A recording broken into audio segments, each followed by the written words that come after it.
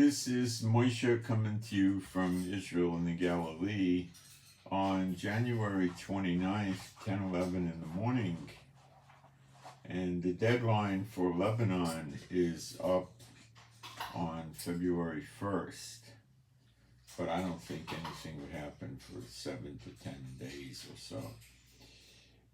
Today we got a little reprieve from the rain. High of 59, low of 49, and cloudy. And late at night, we're going to have rain through the night, and then it's supposed to clear tomorrow.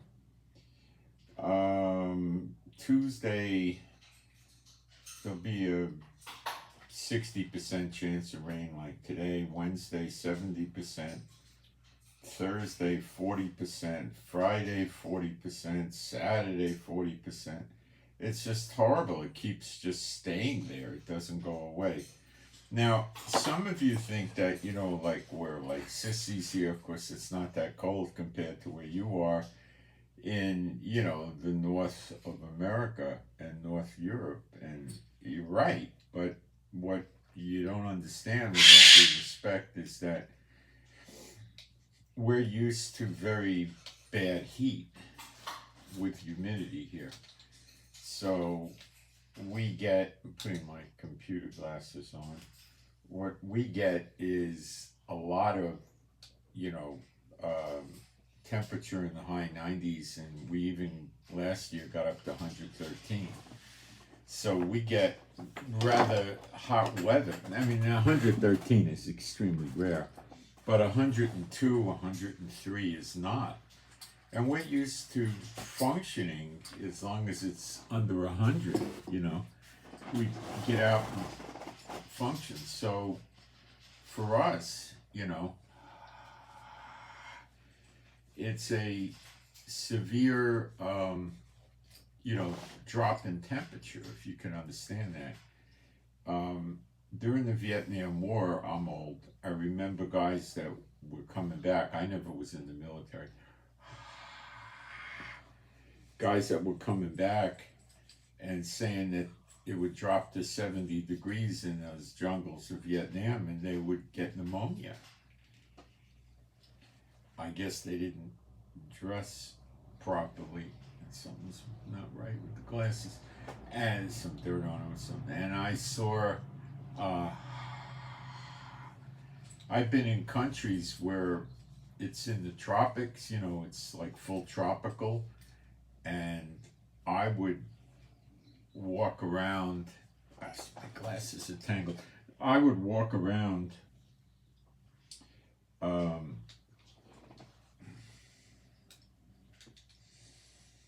the evening, and it would be like,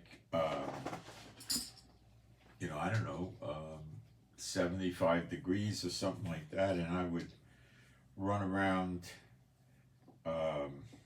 with just a t-shirt and shorts, and I remember seeing like the military, and they would be wearing these, I guess they were kind of plastic jackets or something. They weren't lined. There was some kind of plastic jacket they had issued, and they'd have it on zipped all the way up to the top, and I'd be walking around in shorts and a t-shirt. So when you hear me complain, you got to understand that to us this is very cold. 49 degrees is not something we're used to. So if I was, let's say, to go to Chicago tomorrow, which I have no intention of doing, and I was walking around there, this time of year, I'd have a hard time. I was out early this morning, not that early, but early, and I was wearing I was wearing a t-shirt, a Carhartt thermal long sleeve shirt, two Carhartt sweatshirts, and a fleece jacket over that, because I'm sitting stationary for a few hours. So, you get colder when you're not moving. So, I like to work outside in the fresh air. I, don't like working in the house if I could help it. And when it rains, we have a patio in the back that's quite large, and it's covered. I guess it's 20, 25 feet by about 15, 18 feet wide or something like that, the patio area. It's a huge area, but it's covered. So sometimes I'll sit out there, but I can't take the dogs out there with me because they'll go to the bathroom and it's concrete, and we don't need that. So we keep the dogs in the front where it's all wood chips, so they can do what they want over there. And it's a very large front yard. We're very fortunate to have a house with a yard in the front and the back, and we have garden. Well, we grow a lot of fruit and vegetables on the property, so that's of course helpful. I think my wife said we got about 40 things growing. We get times when we get so much papaya here that I get sick of eating it. We give it away. I mean, you eat papaya every day for a few weeks and you don't want to look at a papaya, And we get mangoes. We get many things from our own property. We get more olives than we would know what to do with. We keep threatening to knock the olives off the tree and bring them to this, I think it's a moshav that has a press, and they press them for you and you get the olive oil. We got to try to do that one day. But there's so much olive oil in Israel. I mean, I buy, it's organic. I think it's cold pressed. I know some Hebrew, but I don't know I don't know what the word for pressed is, meaning pressed cold, and we can't.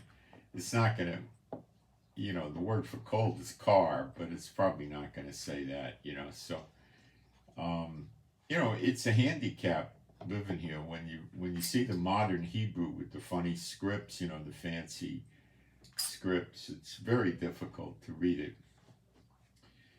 Where in America you see all these fancy scripts and ads and stuff like that, and you just read it. There's nothing to it. But it's hard when it's not your native tongue. So enough on the small talk. Okay. Somebody asked me a question. Usually someone asks me a question. It was a good question. It was on Telegram. Said, if the people are going to come in Exodus from Daughter of Babylon, where are they going to fit in Israel? Well, okay. If the people aren't going to have the 2/3 cut off first. All right. It was a good question, really. So a lot of times we can get on a highway here with the speed limits, I guess, 55 to 60. We don't have 70 or 80 mile an hour speed limits. It's less. And so you're moving. It's not a little dirt road. And you could drive for many minutes like that and not see nothing but empty land. Not agriculture developed land, just Zion, parched place, just laying there. See, the government of Israel owns all the land, and they were trying to stop the Arabs from buying up all our land because they have money from the oil, so they'd come here. Well, they'd give money to their buddies here, then they'd buy up all the land and not rent it to us or sell it to us and just run us out of Israel. You got it? So the government owns all the land, and they put a lot of restrictions on it, okay? Like, I'm considered Jewish by them, but my wife's not, but she's a citizen.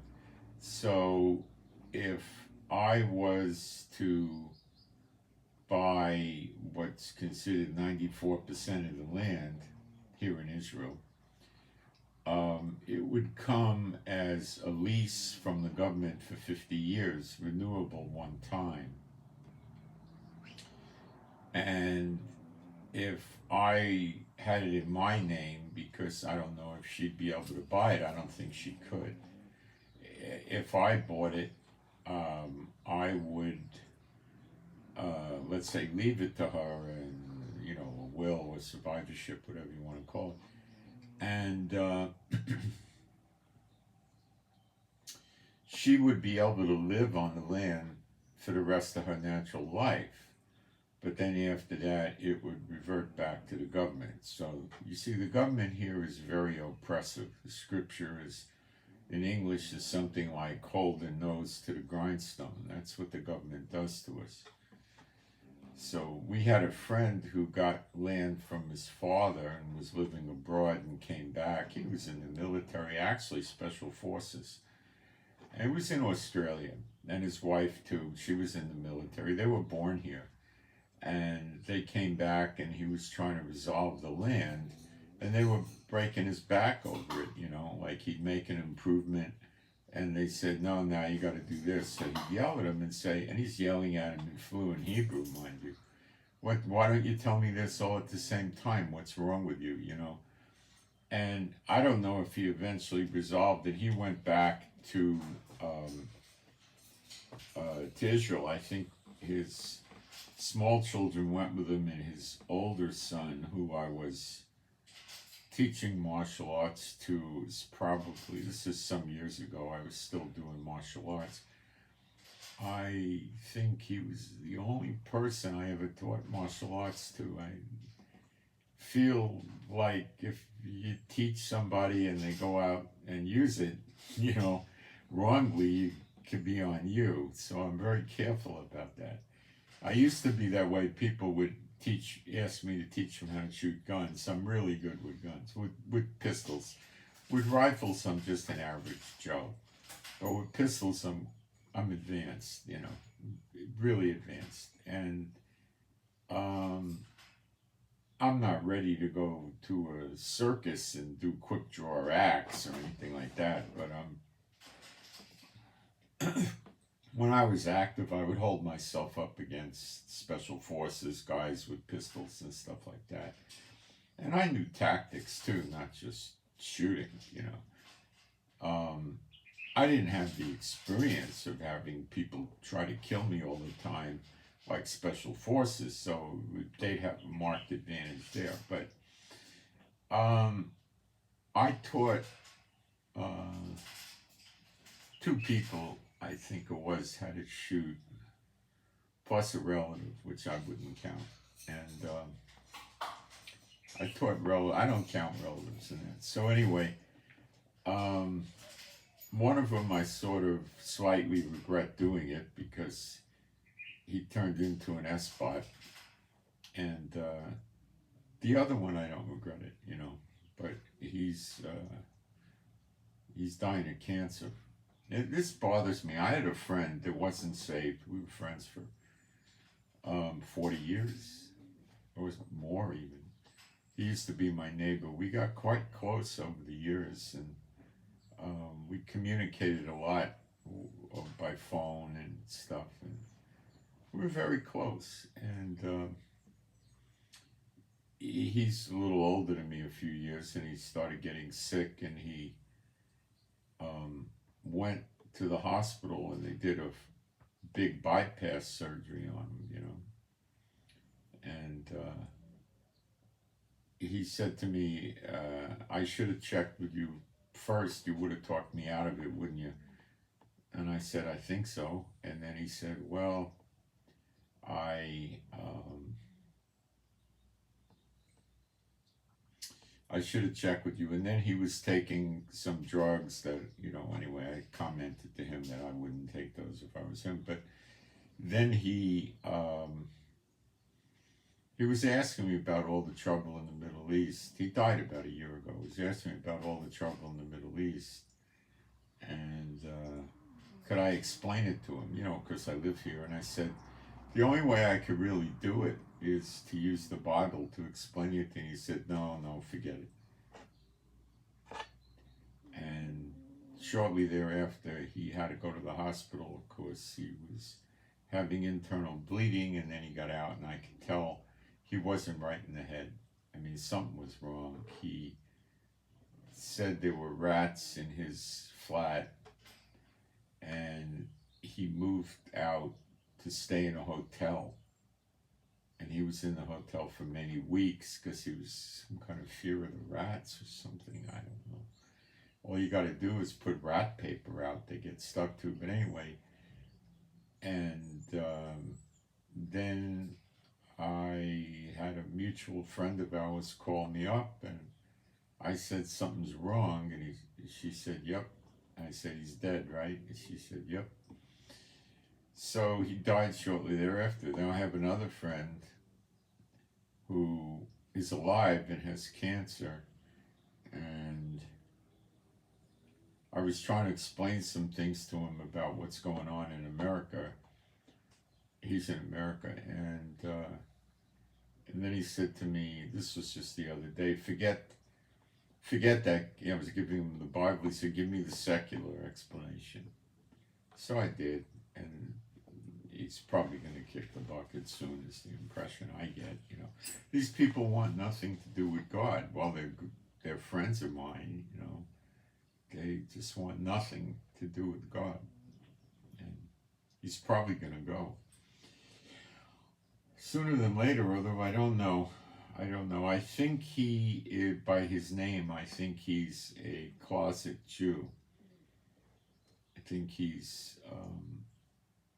grew up in the South, and I don't think his family ever wanted him to acknowledge it. I can't say for sure, but I think so, but I don't know. So anyway, we were friends for a long time too, and I don't like seeing them die, it's just, but what are you going to do? They don't want to have anything to do with God. Curiously, this guy goes to a church and has people from the church help take care of him and drive him places and, stuff like that. And they pay for the gas and the trip, and he lets them do that. And then the other day, he's talking to me on the phone and tells me he bought himself a present, an expensive piece of art. He collects art. So, this is not balanced, If you can go out and buy expensive paintings, you shouldn't do what he's doing. But see, a lot of these people, money is their God. And when you explain to them what's going to happen in America, they can't deal with it, because money is everything to them. And that's their security, that's their peace. They go to bed at night and they think, oh, I got, $411,000 in the bank, and I got my pensions. He has, I think, 2 pensions, and, I don't have a problem, and that's not the case. But that's how people tend to think. It's, when you get old, you start seeing stuff. Now, I don't know if this is the anointing or this is just me seeing stuff. I'm unsure, but I think it's a combination of the two. The Lord shows me a lot of things about getting old, and how a lot of the things you used to value become sort of meaningless. Not family, but other things become meaningless, like your career, It's just over with, most of the people are dead. I look back at things I did years ago, and, businesses I ran and businesses I did, and most of them are dead now, So you start seeing a lot of your friends and associates die. A lot of the people, when I first went into business, I was an MBA, so I got good jobs as managers and stuff, and running companies for these people. And the older guys that were teaching me stuff, were, World War II vets, and, they're gone, Today, most of the Vietnam vets are gone, a lot of them, So you have a whole different look upon things,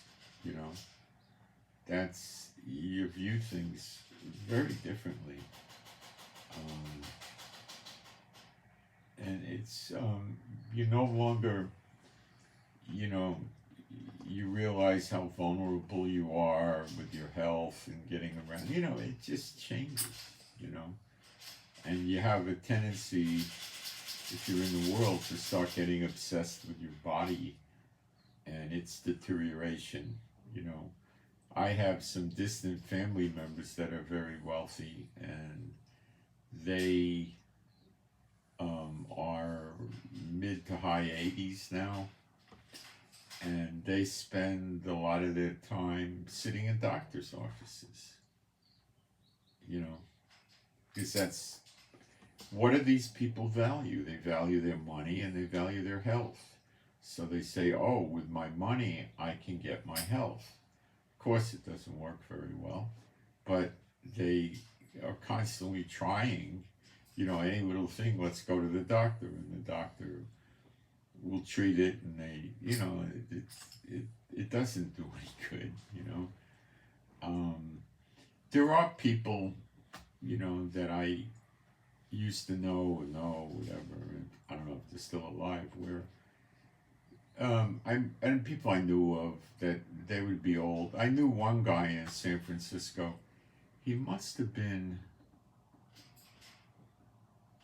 let me think, high 60s to even into his 70s.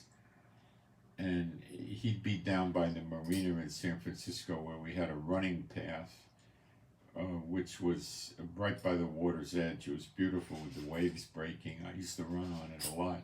It was 3 miles, and I used to run it from 24 to 27 minutes, and they had these different exercises you could do along the way, like, sit-ups and pull-ups and different things, you know. And he'd be hanging around there, and it's cold in San Francisco, you know, it's not by the water especially. He'd be hanging around there in a t-shirt. Well, he'd be just basically wearing shorts and holding his t-shirt and his running shoes, and I assume he was running, but I never remember ever see him running. But he was, you know, and I'd see people, you know, so what my analysis on this is people really want to take care of themselves and, you know, pay attention to their diet and their drinking and all of this stuff and exercise, and yeah, God lets them live a few extra years. That's fine. Does it change anything in the greatest scheme of things? Not in the least. Will their memories of life on earth help them after they're dead? No. It's too jolting. You know, they leave their body and then they're in the pit. You know, where it's dry and hot, it's uncomfortable. That's not the lake of fire yet. And they're not really positioned to go sit around and, you know, think about all the good times they had with their private jet and their yachts. And it won't work. It's too painful, you know. It's too painful, you know. Once I remember I was a young guy and I got my first Porsche in the 70s. It was a 911S, which was sort of a cat's meow kind of car. Back then it was about $16,000. And by today's standards, it wasn't a very fast car, but it would go about 135, maybe 140. And it had a stick shift, no air conditioning. It was a beautiful car, British racing green with tan seats, had a leather and all that. And once I went and I got in my car, I had to go to the strip mall and get stuff, and I was sick. I had a flu, and I felt bad. And I'm sitting there in the car, and I'm saying, gosh, I don't get any pleasure out of this car. I feel sick, you know. I remember that to this day, you know. So these things, when everything is going right, they're fun to have. But when things are not going right, they're not a lot of fun to have at all. They don't mean anything, you know. So, you know, age is a funny thing, and it humbles people. But those that are in the world and of the world, we're in the world but not of the world. Those that are in the world and of the world don't pay. They're not going to turn to God. They just try to go to the doctors, and they go into denial about what happens when they're deceased, or they go off into fables. They get, you know, from phony religious people, and it's not going to work out for them, but they cling to it. They don't have anything else. And they go, and some, so getting old is really different. It's not what you're used to,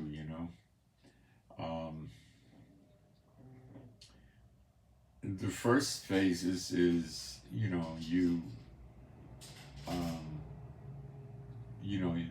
you're free of work, you got a pension or something, and you could have free time all the day. You can wake up whenever you want, although most older people get up early and go to bed early because the night's not that meaningful to them. They're not going to go out and boogie, But now you travel, you do stuff like that. But as the years come on, then you don't want to travel anymore.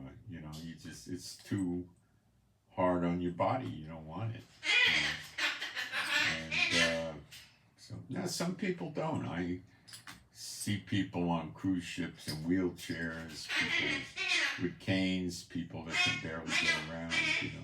The other thing you see on cruise ships, because they got unlimited food, is really obese people. Like, I'm talking people that are, more than 100 pounds or more than 70 pounds overweight. I mean, really obese people. Like a guy with a 48 waist and that kind of thing, And, when you get older, it's real easy to keep your weight down. You don't eat that much, I used to like to go out and eat, and I'd eat a 1 pound steak with a baked potato or French fries, and I'd have a good sized Caesar salad with it, and then I'd have a piece of cheesecake and eat some bread, and I don't eat anything like that anymore. I could go 6 ounces or 8 ounces with a steak and maybe a small baked potato or a few French fries. My wife makes a pile of French fries. I eat a fourth of it. I just don't have any desire to eat like that anymore.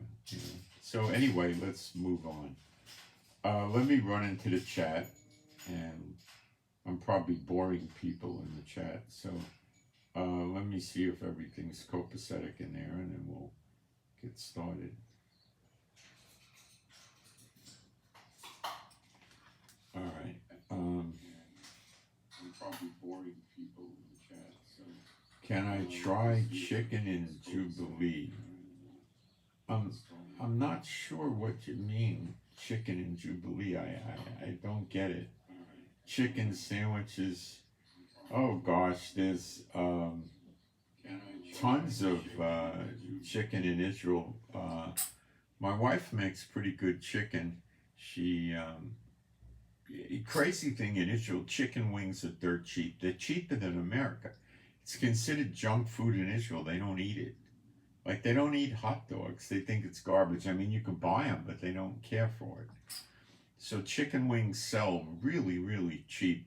So she makes chicken wings, with the barbecue sauce. And, we can put them on the charcoal grill. We can put them in the air fryer, and different ways of making them. And they're really good.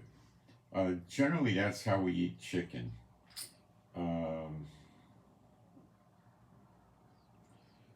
Why am I wearing sunglasses? They're not sunglasses, they're computer glasses. To the blue light deal. They're not sunglasses, because I spend so much time in front of the screen. I like to make it easy on my old eyes, and I like to wear these kind of hats. I'm not wearing any kind of a kip or anything. I don't wear those. It's not biblical.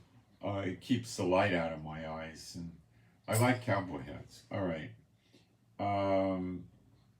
We have a prayer request for MH. MH, prayer request for high blood pressure. For MH, Mike Hotel. MH, Mike Hotel, prayer request for high blood pressure. I'm going to take that off for your privacy.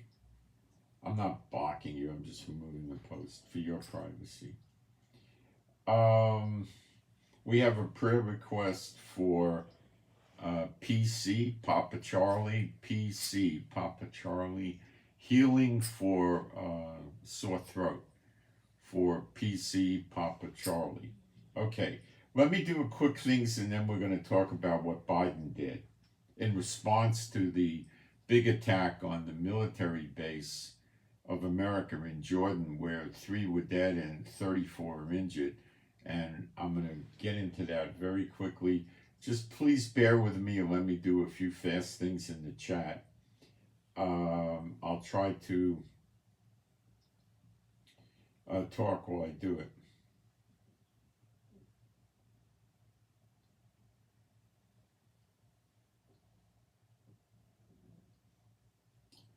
Okay. Biden did say a little while ago that he's not going to attack Iran proper. Okay. That was coming out of the White House. That was a real announcement. I didn't think he was going to do that.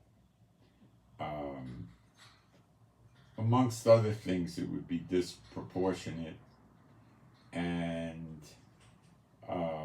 Biden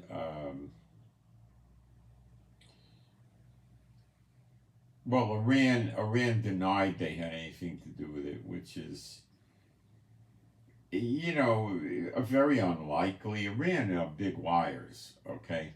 We're going to spend a lot of time on Iran today. I'm going to show you some stuff in Revelation that is pretty, let's use the word, pretty interesting, borderline fascinating, or we could say fascinating, regarding Iran. Now, we got to get there yet, so I got to get us there. I'm not there yet. We're going to start with Biden and what he's talking about.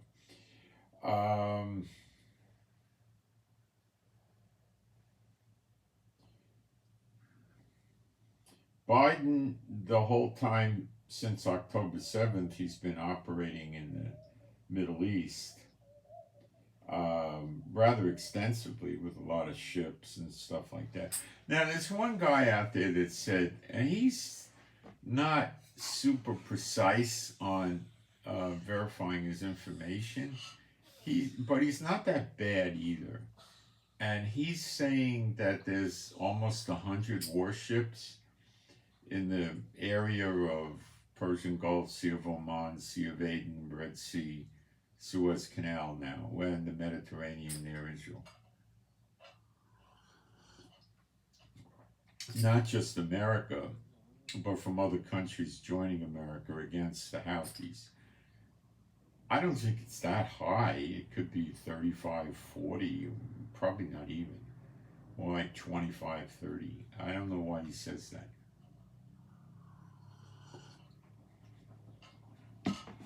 And you notice, as I've been saying for a long time, the attacks on the Houthis by air are ineffective. And now the Houthis are double dog daring. Double dog daring is slang, daring America to attack them. They say, we love it because we'll have more targets to destroy. That's referencing a ground attack, which is the only way it's going to stop. I live here for many years, and I know very well what's going on in Gaza. And even with the ground attack combined with our Air Force, and we're in the top 10 for military in the world. Now, America is a much greater power than us, okay? They could go in on the ground, and it wouldn't take them, we're at 110 days or so with the war, it wouldn't take them that long, but it would take them 4 to 6 weeks. And they would have a pretty decent amount of casualties, and the cost would be outrageous. Okay, being a Bible-believing site, let's do our praise. There is no God like Jehovah. There is no God like Jehovah. There is no God like Jehovah. There is no God like Jehovah. There is no God like Jehovah. There is no God like Jehovah. There is no God like Jehovah. There is no Messiah like Yeshua. There is no Messiah like Yeshua. There is no Messiah like Yeshua. There is no Messiah like Yeshua. There is no Messiah like Yeshua. There is no Messiah like Yeshua. There is no Messiah like Yeshua. All right. I'm going to tie Iran to Revelation 6, but let me get there. Don't try to force me to jump around, okay? All right. 3 soldiers got killed. Now, there's people saying, Jordan, for instance, is saying, oh, the base where this happened wasn't in Jordan. And CENTCOM, which is the Pentagon, says it is. I'll go with CENTCOM. Iraqi militia, which are funded by Iran, trained by Iran, given weapons by Iran, came into Jordan, which is probably easy for them to do, and attacked with drones the military base that America has in Jordan. There's something on this base called Station 22. Station 22, we don't have, top secret information of what they do there, but it's obviously an intelligence gathering place with lots of antennas and radar things and all this stuff, and they're using it to pick up information in the region. Now, that's about all we know, okay? And that's where that was, and it was staffed by approximately 350 American military. It was a bunch of Green Berets there. I think the 3 that got killed were Green Berets. And there was Air Force there too. 350 is a decent base. And why didn't the Pentagon give them better defenses against these drones? Good question, right? I mean, where does it go? It goes nowhere. They just didn't have the right defenses. Beyond that, I would be guessing what the motive of that was, but I don't think the American military is comfortable about that. 34 wounded. This was a heavy attack. Didn't these guys have radar to detect the incoming? Didn't they have bunkers to hide in? What's up, right? I mean, these are normal questions the American military is got to be asking themselves. I'm not talking about the colonels and the generals. I'm talking about the PFCs, the corporals, the sergeants, first lieutenant, second lieutenant, captains. They got to be asking themselves, why weren't we given better equipment to protect ourselves from this, right? I mean, this is... Now, we know there was a bunch of C-17s, and I think the other big plane is the C-130. Were coming from Fort Bragg several days ago to the Middle East. We don't know where. My suspicions would be Saudi Arabia because of the Houthis. Jordan is another possibility, which is close to America. Possibly the UAE, but the UAE seems to be pulling away from America and succumbing more to Iran. And I use the word succumbing accurately. UAE, okay, why the UAE is pulling away? Let me explain. The UAE is very friendly with Saudi Arabia. They're like cowboy movie Blood Brothers or something, okay? And they tend to help each other tremendously. They really get along with each other.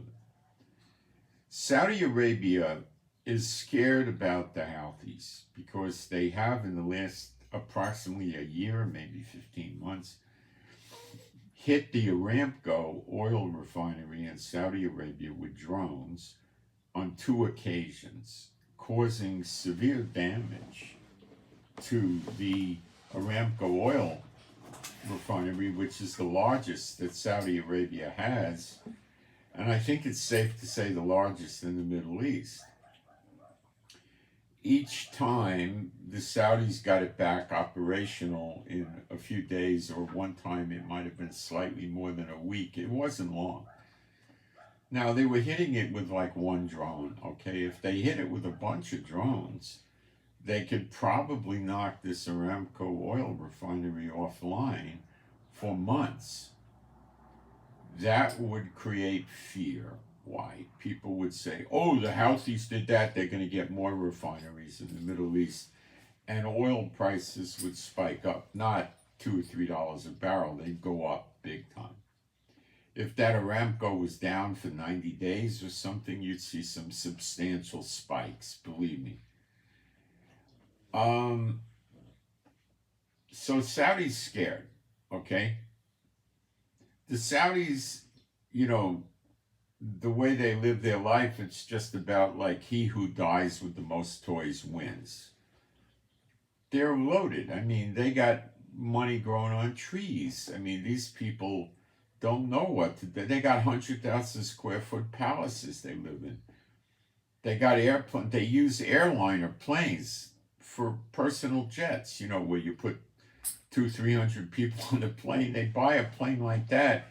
They deck it out in gold, and, you know, they'll put millions and millions of dollars in decorating the interior. They have beds, they have showers, kitchens, they bring cooks, they bring their own stewardesses, they got sofas, they got, you know, I mean, regular people don't know from things like this, right? They, you know, some of these idiots got car collections who will have 40, 50 cars or more that are all valuable, expensive, rare cars, and they get into camel races, and you could spend a lot of money on a camel, like a racehorse. And they race racehorses too. You probably heard of Arabian stallions, for instance, right? You know, camels can run as fast as a racehorse. The difference is the racehorse peters out way before the camel does. They go falconing. You know, they love death. So they go falconing, and they got expensive birds that go kill animals. You know, things like this. You know, they don't know what to do with themselves, right? Under Sharia law, they can have 4 wives at a time. The guy in Kuwait, not Saudi Arabia, is in the habit. I think he died now, but what he used to do is, it was every Thursday, he would divorce one of his wives by saying, I divorce you. That's all they got to do. And he had big houses, huge houses, that he put the former wives in for life. So they would, you know, he was done with them then, you know, but they would get to live in this luxurious place. They probably just had a room, but there were servants and cooks and security, and it was a beautiful, huge place, and they could live their days out there. And he had a couple of wives, I think 2 or 3 that he really cared about, and he had one position he would rotate every week. So he basically got a new squeeze, and he'd get tired of her in a few weeks and get another one. Now, currently, right now, America has 13,500 American soldiers in Kuwait protecting Kuwait against Iran. I wish the American people knew this, that Biden sends American kids over, and young men over to Kuwait to protect these slobs. The country is a dictatorship. They call themselves a king or something like a king. You know, they have different Arabic kind of names, a sheik, or I don't know what, you know. Is a king. It basically is immune from taxation, is immune from civil persecution. He's immune from criminal persecution. He can go in the street. If somebody knocks on his window for a handout, he could roll the window down and blow the guy head off with a pistol and just drive away, and nothing happens to him. Saddam Hussein, basically. These people are anti-democracy, anti-freedom. They're horrible people. And Biden sends 13,500 soldiers there. Today, they're sitting in Kuwait. He also has a like number in the UAE, and he has similar number between, I'll give you the countries, between Kuwait, Bahrain, Qatar, UAE, Oman, Saudi Arabia, and Jordan. Biden has 58,000 American soldiers sitting there today to protect these slobs. Not one of them runs a democracy. The dictatorship's called the king. That's it. And the American public doesn't understand this. Do you understand what I'm saying? I wish they knew this went on. Why are they in Jordan? They're protecting the king of Jordan. His father was a horrible individual. Attacked Israel and stuff. You know, he's terrible. He died and he passed the company business on to his heir. To them, it's like a grocery store. Your father dies, you inherit the grocery store, or a shoe store, or a tire store. Only to them, it's a country. And he's got a lot of oil. He's in bad shape, facing an overthrow. You see, the Shiite Muslims, which is a minority, the Shiites are basically, Iran is the King Kong Shiite. Then you have Lebanon, the Hezbollah, you have Palestine, the Hamas, you have the Houthis in Yemen. The Shiites want to raise up against Israel and wipe Israel off the map. They publicly proclaim it. Turkey does. Only he's Sunni, but he doesn't do anything about it. He just talks about raising a 5 million man army from the United Arab Republic countries of the their own 53 or 56 conglomeration, and wiping Israel out. He mentions it frequently. Israel's dumb enough to conduct relations with him. Now he cut air traffic off. So when you buy things from Amazon in Israel, what they were doing as of late was they'd fly it from America to Germany.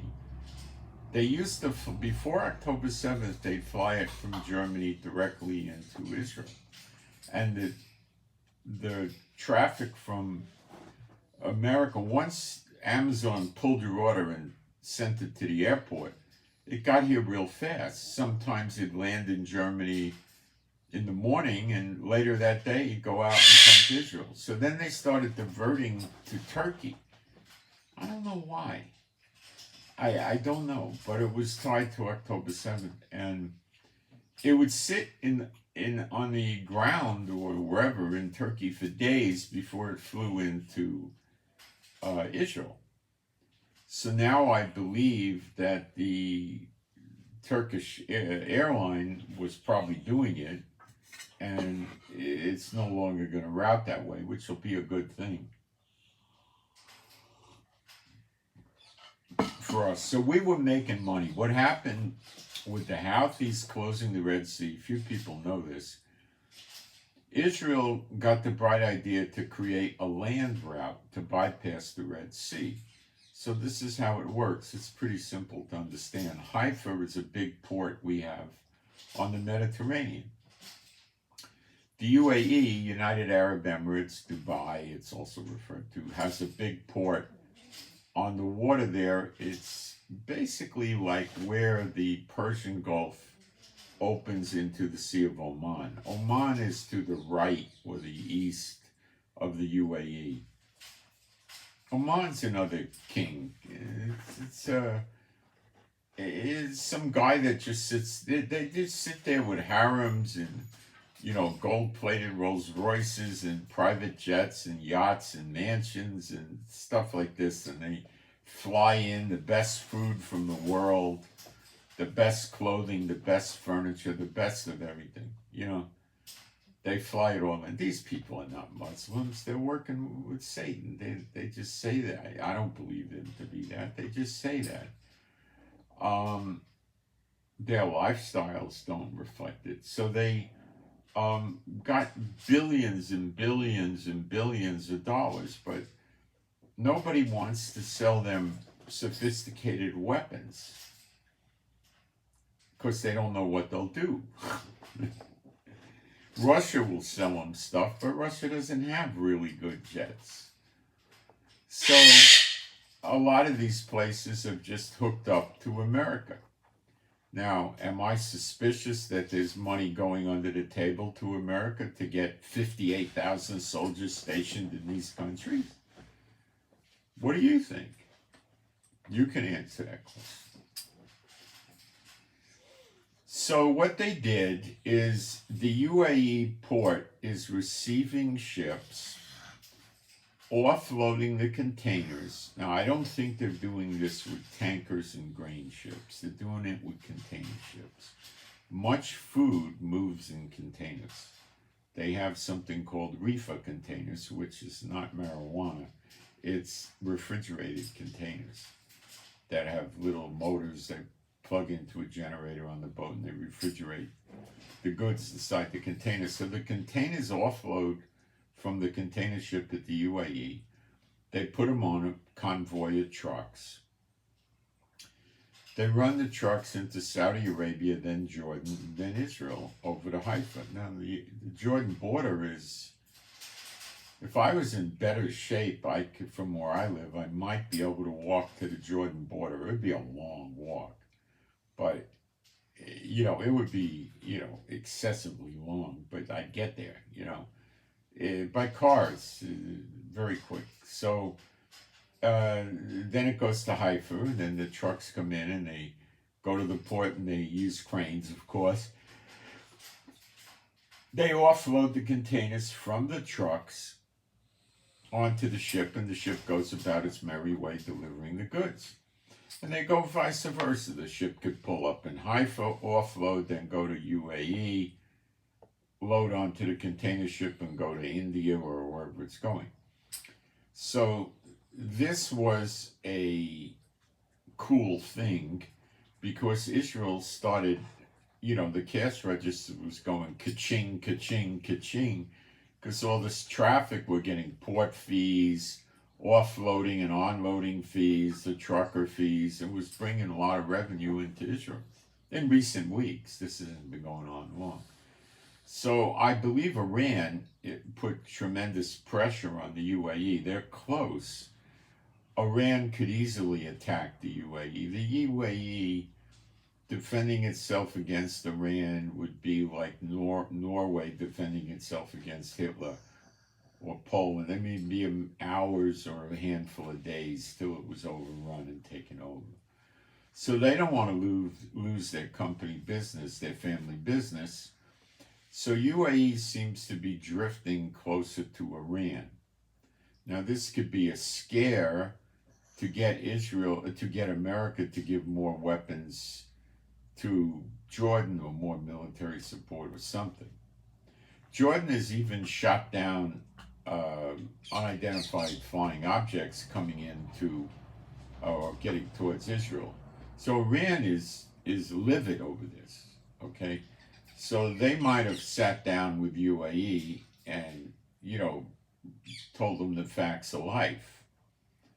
And the facts of life would be they get missile attacked, then they get boarded and run in on the ground and everything. So they come in by sea, they come in by ground, and King of Jordan loses his head, and that kind of thing. It may very well happen as we're going to develop this story with the book of Revelation. So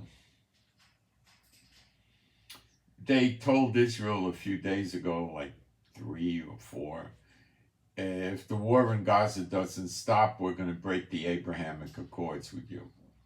The Abrahamic Accords is something that indirectly I would say is against Scripture, because in the Old Testament, the Lord tells them, I think in Exodus, not to make any treaties with the surrounding nations. So I would say that applies today. But Netanyahu loves to put Israel in sin.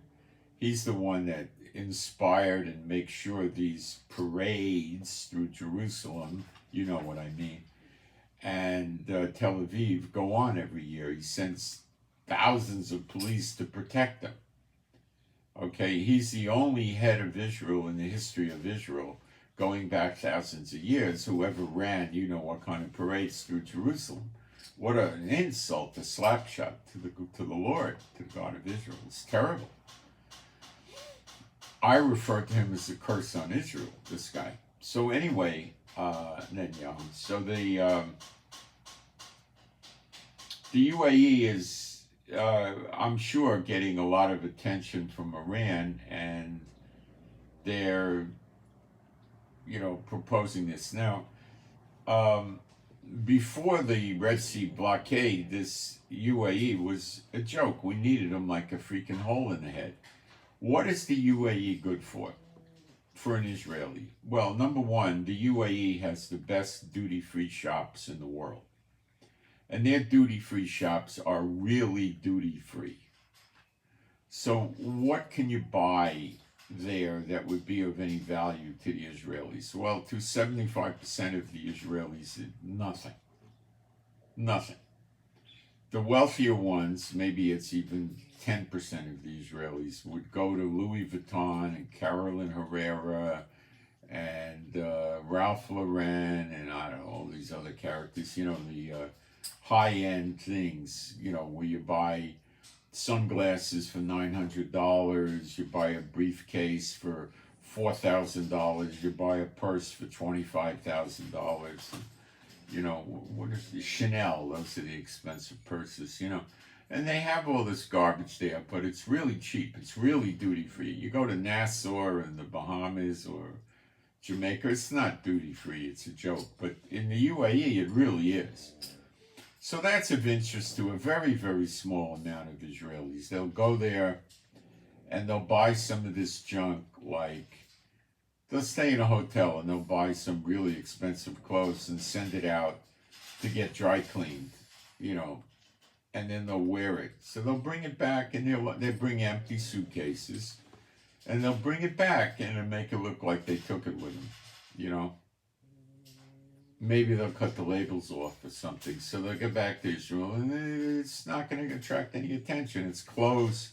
You think the customs guys, if the label's not there, they're going to know this is a Louis Vuitton jacket that costs, $9,000. They wouldn't know the difference between that and a Dickie jacket. They don't know. They don't pay attention. Or shoes. Women could buy shoes for thousands of dollars too, and they have that stuff there. So they could rub out the name on the insole of the shoe or whatever. Who knows what they do? I don't know what they do. But anyway, if you're a woman and you're wearing expensive shoes, on the top of the insole, it's going to say the name of the company that made the shoe, right? So you take some sort of solvent and you rub it off or put something over it or whatever, it's going to escape scrutiny. What they're looking for is you bringing back a camera, jewelry, computers, this type of stuff, perfume,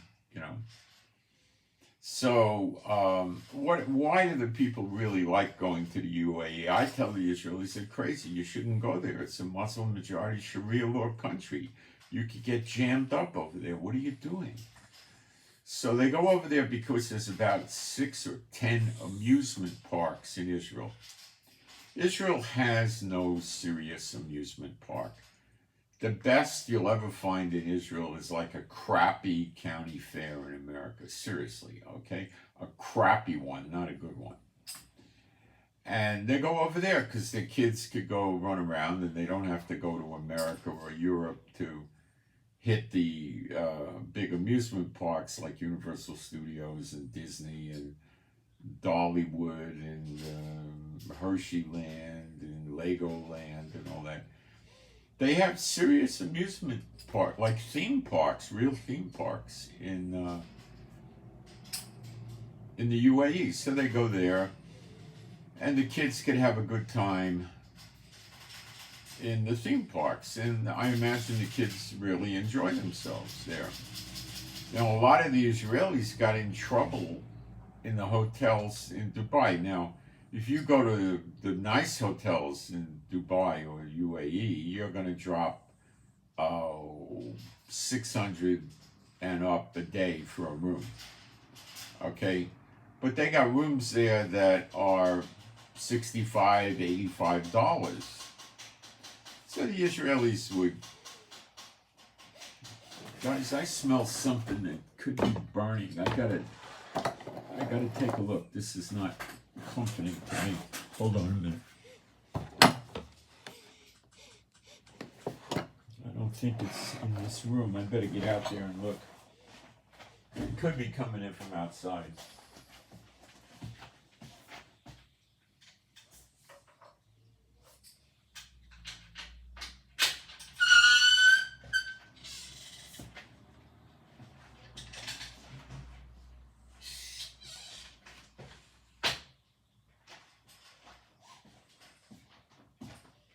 Are you here?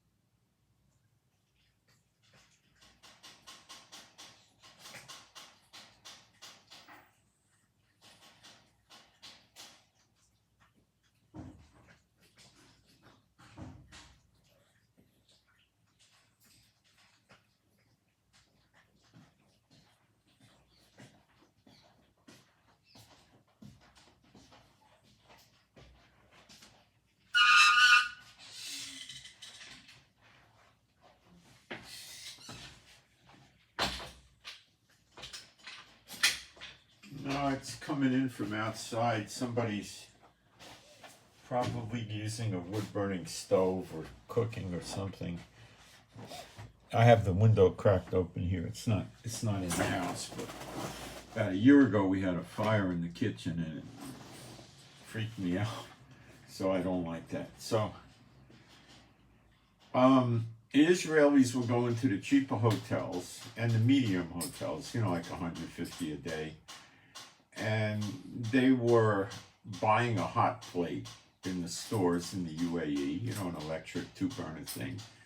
They were going to the UAE supermarket. They bought a couple of pots and pans, and they were buying food, which is not expensive in the UAE, and you can get real gourmet food there. They fly it in from all over the world, so you can get the best steaks from Japan or whatever, right? And you go to the good restaurants in the UAE, you're going to spend, at least $100 a person, probably $150. And you could even drop $300 or $400. So they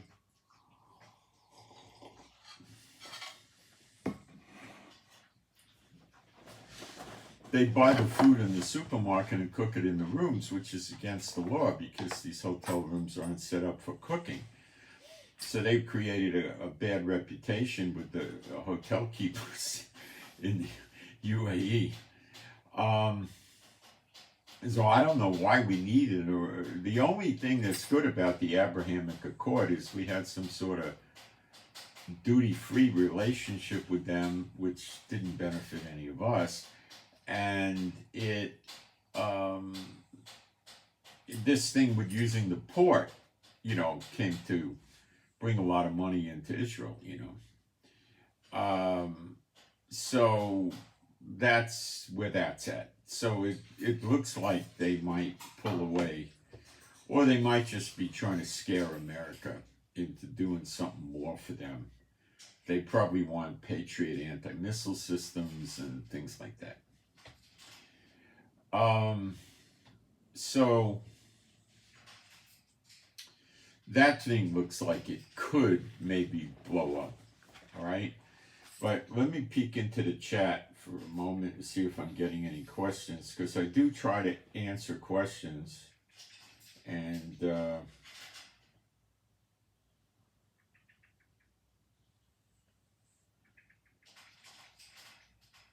all right.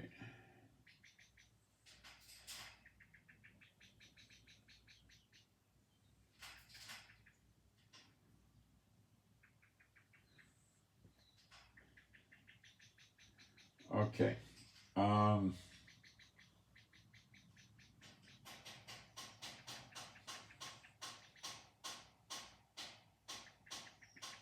So what is Biden going to do about this attack? He's going to attack the Iraqi militias,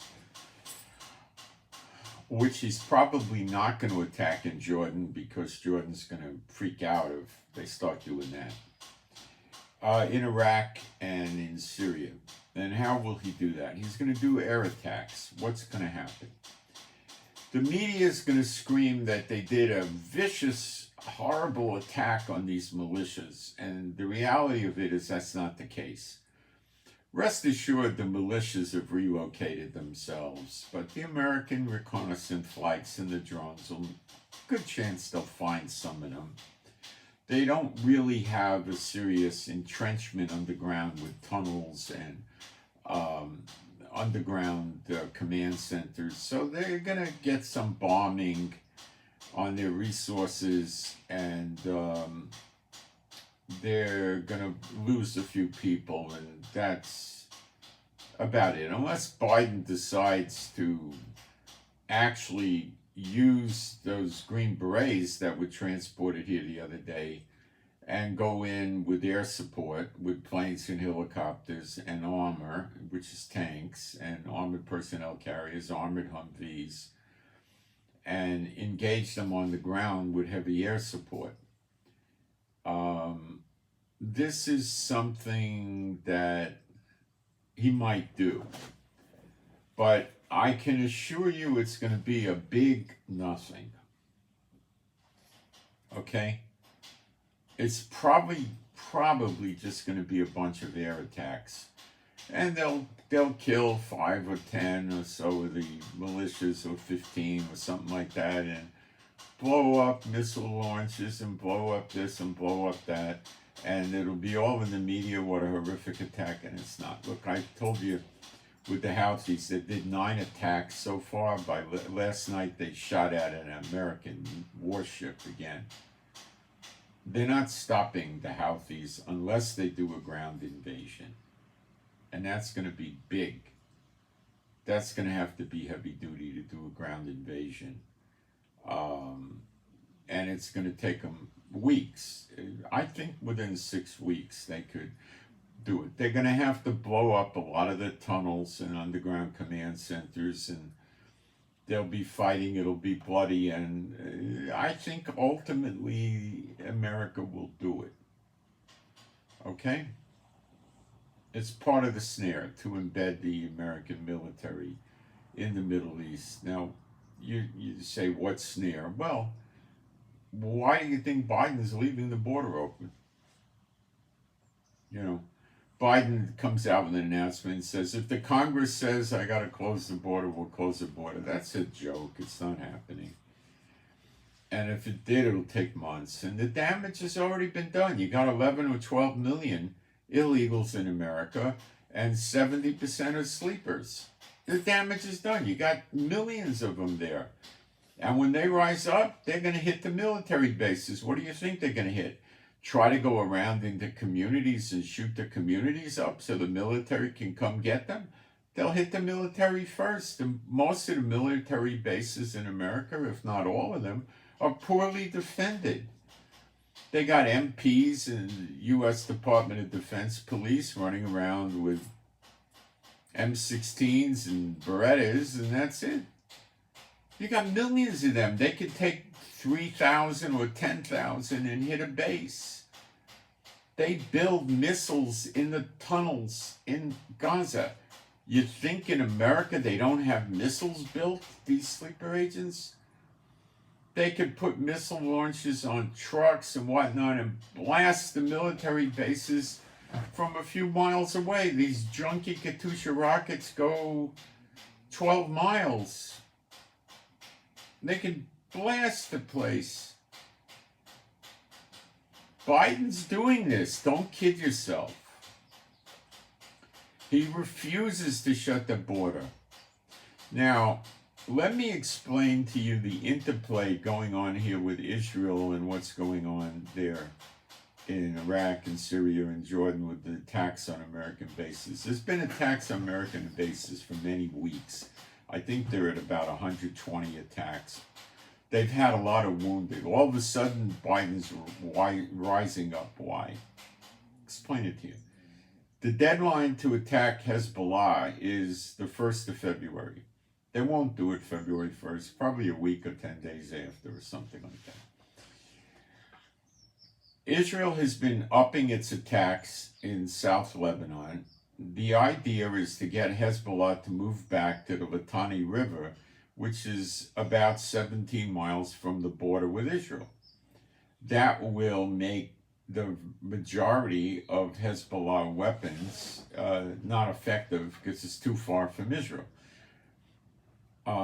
Maybe not all of them, but a tremendous amount of them.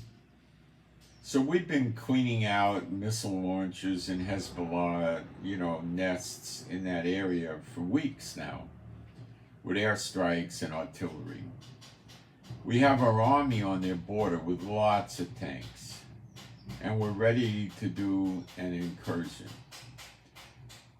Now, there was a press release that Syria said they would help Lebanon or the Hezbollah if Israel did a ground invasion. Now, I have not been able to verify such a comment coming from Bashar Assad, the guy who runs Syria.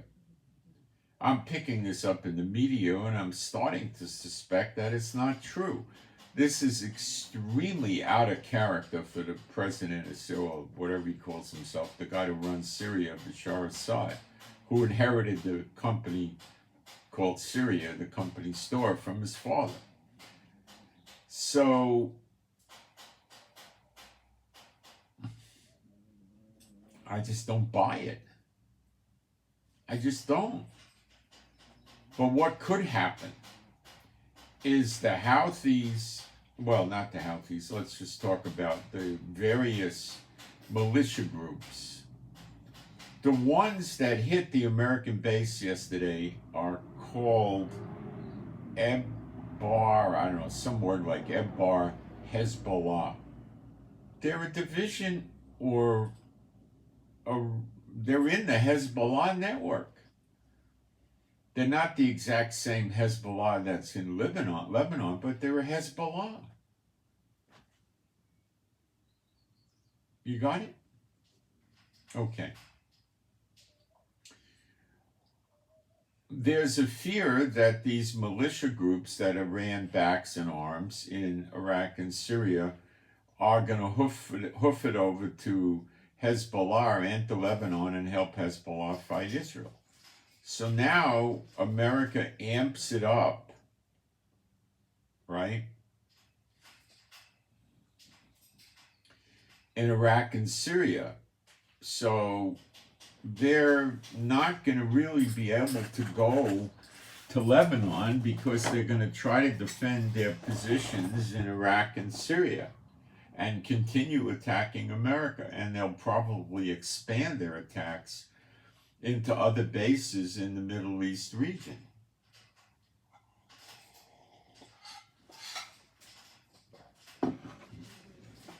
They're going to make a save-face show of force against America. Okay? So if America does some big operations inside Iraq and Syria, which could likely include ground with armor, they're going to stay there, not go to help Hezbollah. Now, is that Biden trying to weaken Hezbollah so we conquer them? No. It's Biden trying to set the stage before Israel attacks Lebanon of letting Hezbollah know that help is not coming. Got it? So Hezbollah should be a lot more prone to saying, okay, we'll move back to the Litani River, we'll stay there for a little while, and then slowly but surely filter back by Israel. And that would put off a major Israeli attack on Lebanon.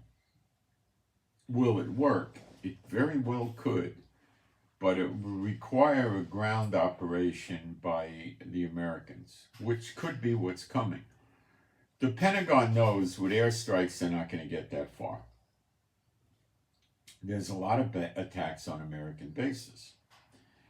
If Biden doesn't do something, he runs a big risk. And what that risk is the American military starts to listen to Trump. And what did Trump say yesterday? America cannot survive or continue if Biden is president. If there's an attempt by the American military to throw Biden, open border Biden, out of office for putting them in places around the world without protecting them, defending them correctly, giving them the right tools to defend themselves, not explaining to them why they're even in the Middle East, in these dictator countries, and doesn't retaliate when these militias kill them and wound them, they could start to rise up. I'm not talking about the colonels and the generals. I'm talking about the privates, corporals, sergeants, lieutenants, They could go on a strike. Now Biden, if the American military rises up against Biden, Biden is screwed. His game plan to destroy America is over. He's gone. America's getting ready for civil war anyway with Texas. So what the heck does Biden need this for? It'll end his game. So he has to make it look good to the American soldiers. And at the same time, he's going to further his snare on America. But it's really God's snare that's working, not his, by sending more troops over to the Middle East and getting them embedded in the Middle East. So it weakens America for the sleeper agents to take over. The more troops that are out of America, the easier it becomes. Okay? Once the troops are out of America, he doesn't have to worry about them going back to America and starting some type of civil war. So he's got a vested interest of sending more soldiers out. So he may do something substantial. See, just striking them with an airstrike isn't going to stop them. He must have struck them, 6-8 times already. It's not doing it. Will a ground operation clean the hornet's nests out? Yes. And that's the direction he has to go to keep the American military in the game. And that's where he's headed with this. So, yeah, there's a high probability that he'll come in with... shut my window, it's getting too cold. A high probability that he'll come in with some ground forces. He has enough of them in the Middle East, for crying out loud, and he has tanks and everything else. So it's not a big deal. So that's what I see, and that's going to cause the Hezbollah to get pretty scared, because they were probably thinking they'd get 5 or 10,000 from these militias in the other Middle Eastern countries to come over there and help them. That's not going to be coming.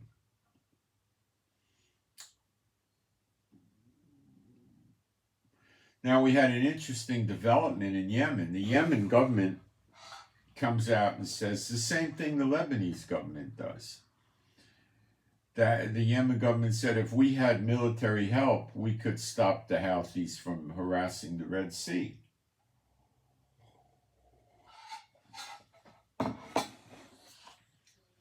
Harassing my eye, they're destroying ships occasionally and trying to destroy ships frequently. It's not just harassing.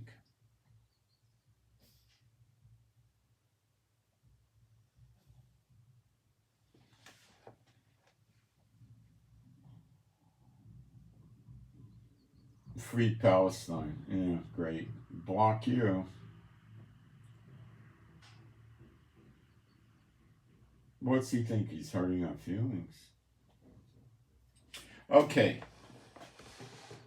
So now Biden's going to have to deal seriously with the Iraqi and the Syrian militias that are backed by Iran. And he's going to have to deal way more seriously with the Houthis in Yemen.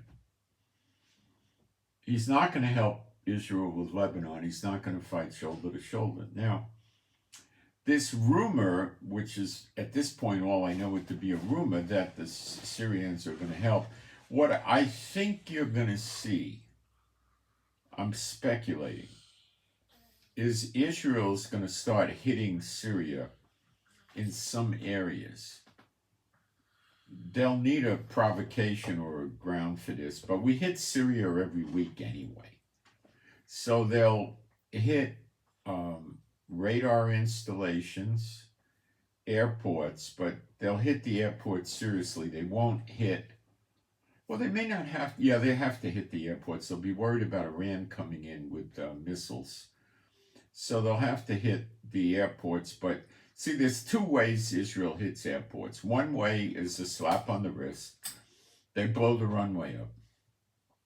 So the air traffic stops for 24 to 48 hours.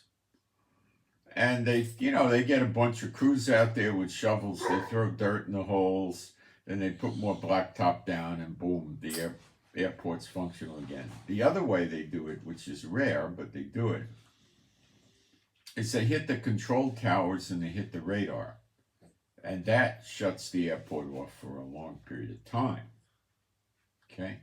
So they got to be worried about Iran bringing support in for these militias. Now, here's a hook here. Russia just evacuated one of their air bases. This is probably the air base in Latakia, or Latakia, however you now pronounce it.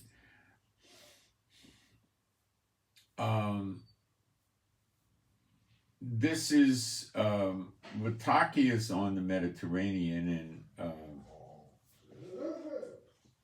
let me bring a map up. Hang on a minute.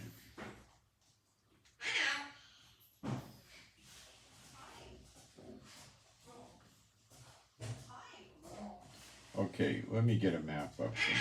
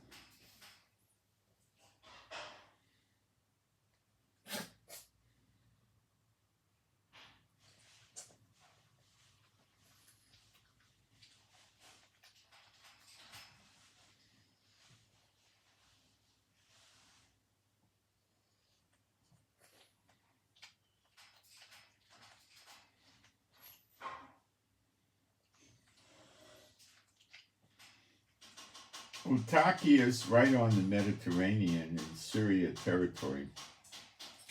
And Russia maintains a Navy base there with a pier and all that, and they bring warships in and stuff like that. A few miles inland, not many. Maybe 5, 10, nothing much. They have an air base called Latakia. They have, hangars, fuel, mechanics, and all this stuff, right?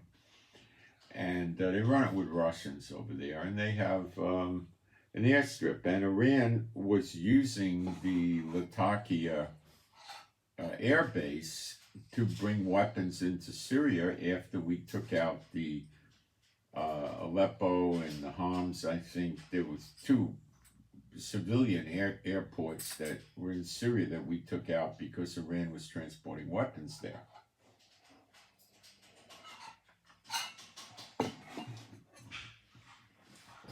So for some strange reason, right on cue, Russia evacuated their airbase. So apparently the Americans told them that if Iran's going to use that airbase, we're going to blow it up.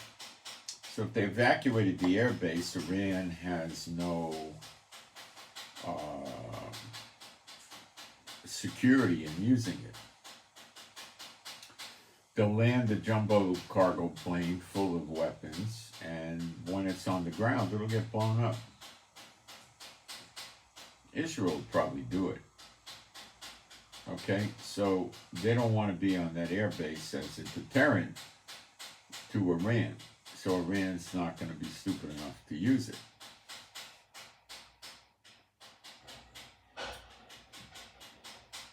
So Israel's going to have a role in this, you'll see.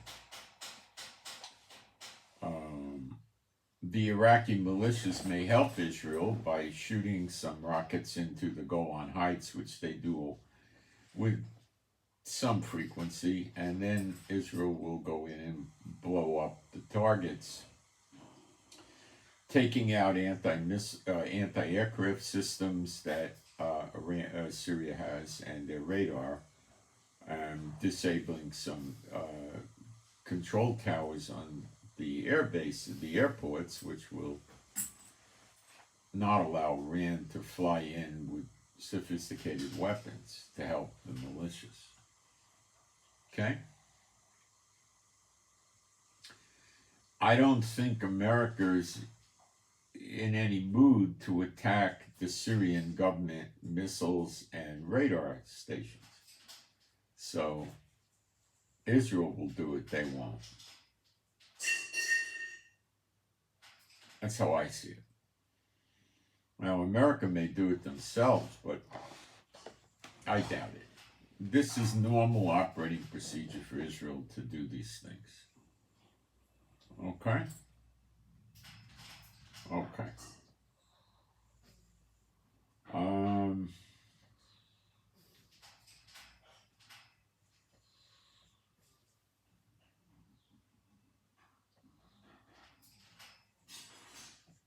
Let me go check my notes real quick.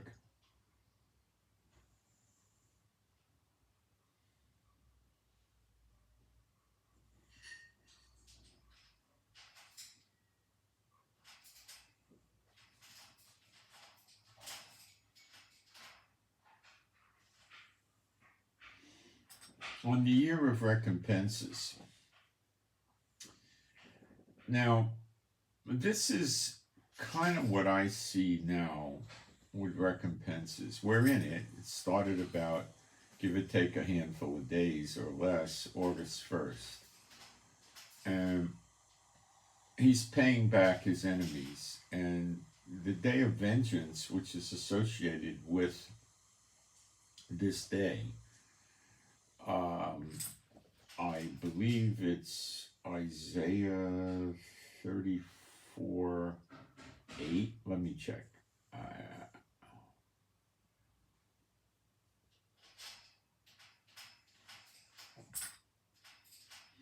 For it is the day of the Lord's vengeance and the year of recompenses for the controversy of Zion.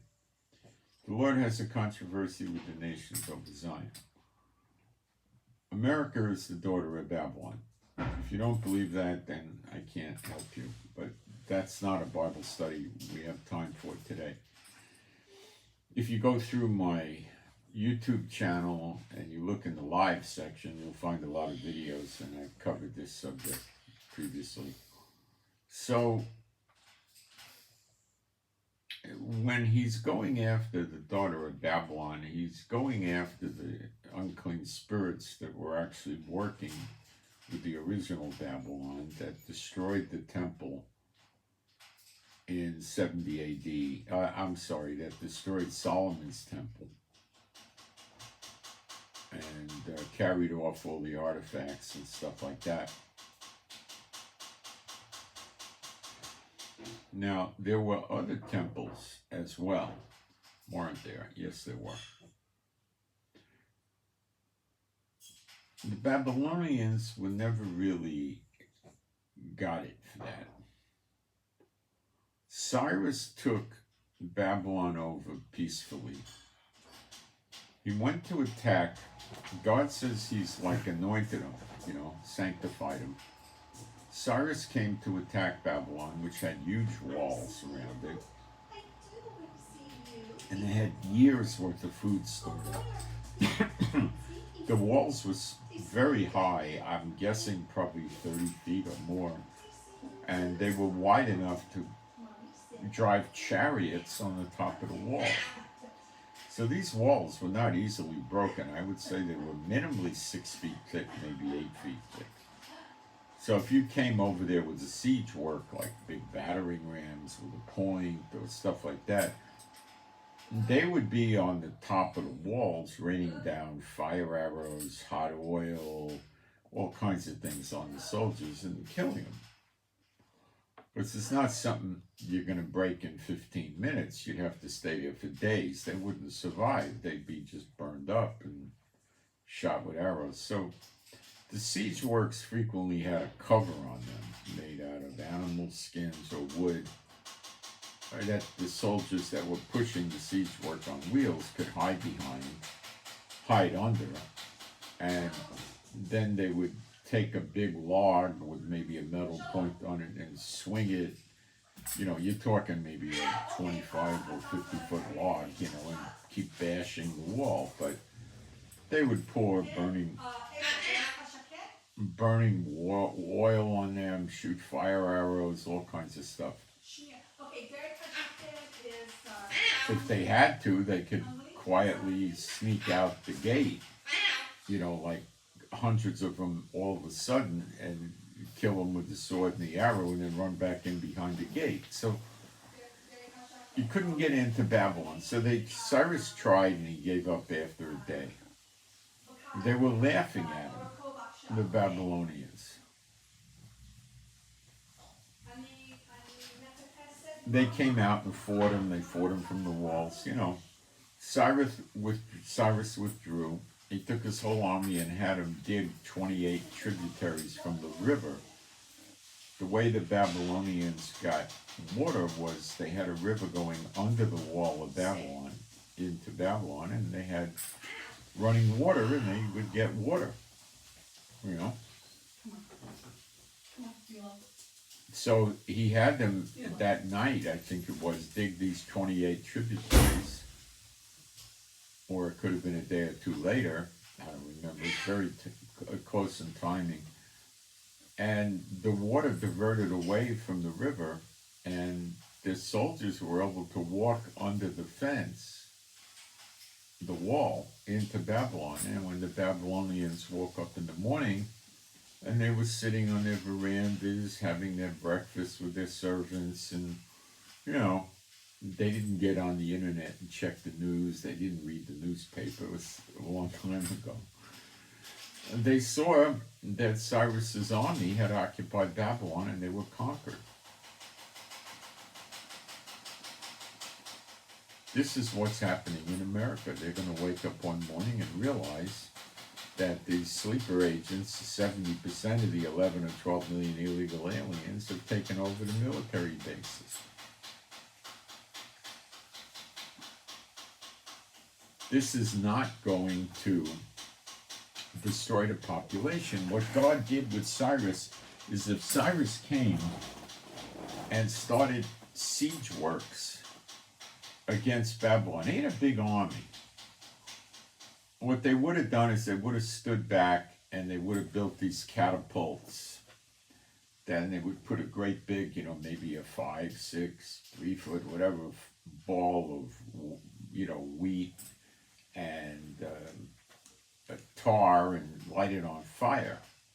And they would hurl these fireballs over the wall of Babylon. And they would crash into houses and in streets and wherever, killing people. And, they would build a few of these catapults, in this case maybe 10 or 12, and they would be hurling fireballs all day at them.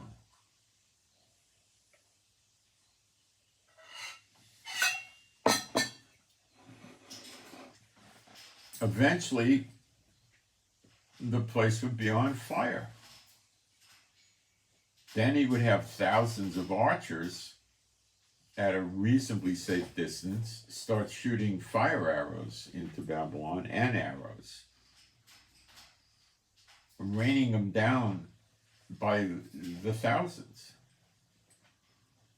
And people that are outside would be getting hit by them, and the fire arrows would cause fires.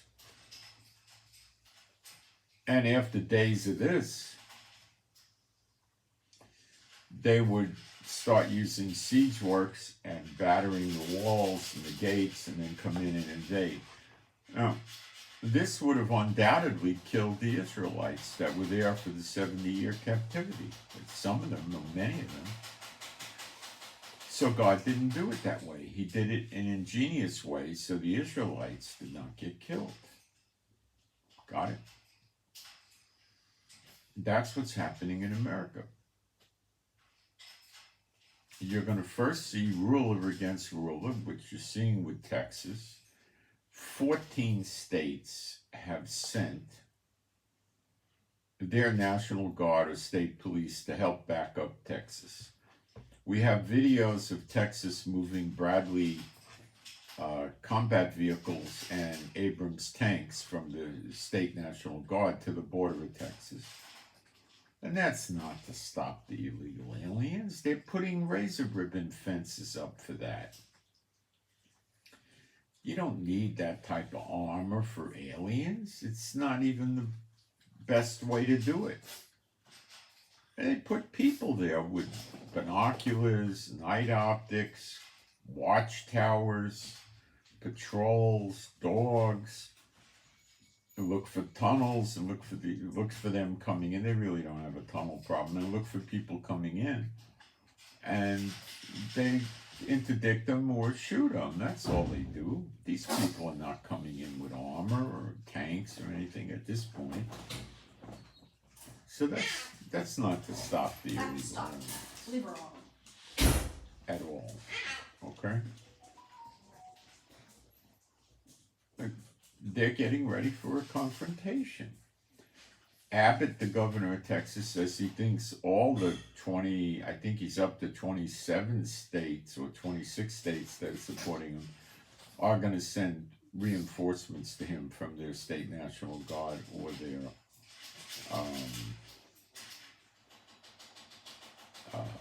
their state police. And they also have state Air National Guard that have fighter jets, real fighter jets, F-16s and stuff, right? And they're deploying. And they have arsenals. Most of the police departments in the United States, the last 20 or 30 years, have assault weapons in full auto.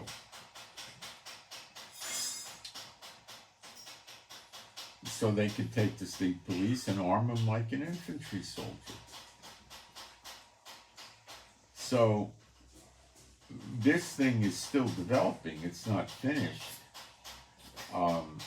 Fighting in Iraq and Syria will distract the tension away from what Texas did, but it's not going to make it go away.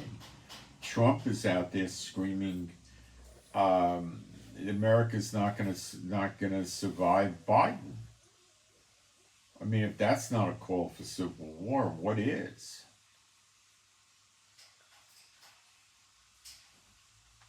People will rally to Trump.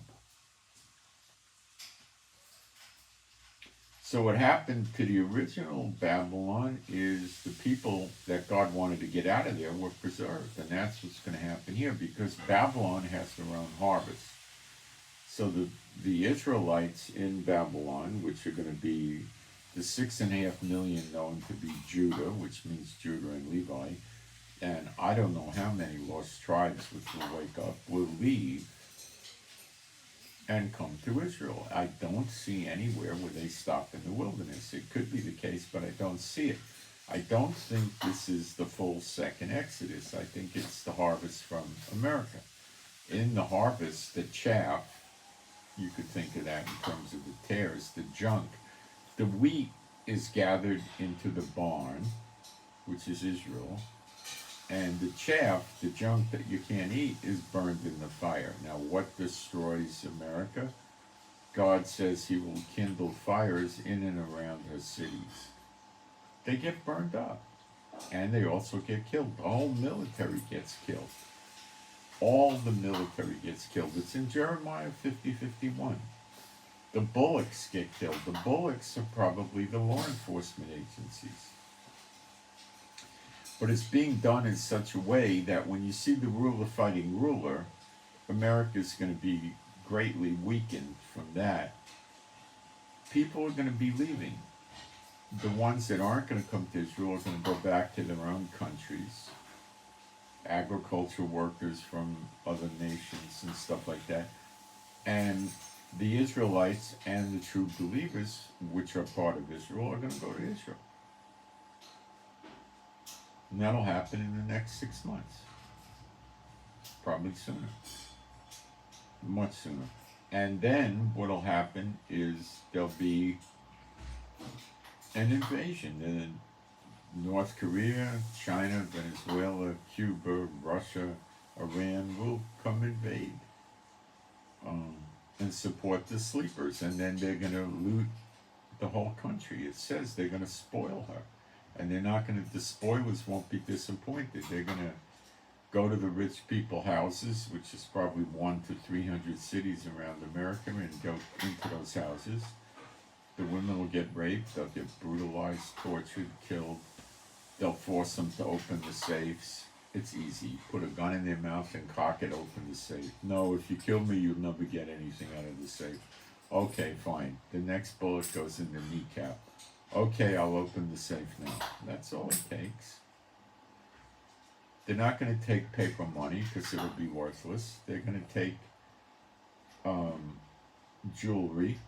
They'll probably take guns. They'll take gold and silver. They'll take the fine, nice things out of the house, the expensive clothing and the purses, the furs, the silverware made out of silver, the televisions, all kinds of stuff. They'll carry it out, put it on boats and planes, and fly it back. Hitler did that in many countries. That's what they'll do. It's age-old tactic. It's nothing new. And then it says in Jeremiah 50:51, everybody there is going to get killed. So that's the recompense.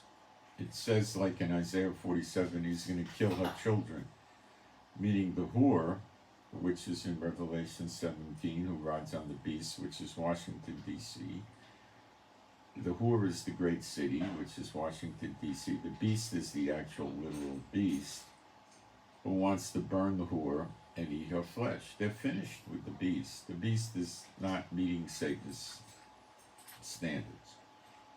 So they're getting rid of it. And this is God's work. God's the one doing this snare. God's the one affecting all of this. They think they are. They're going to get rid of the United States. It's gone. And you'll be out before it happens, just like the way Cyrus did it in a way. Very close way.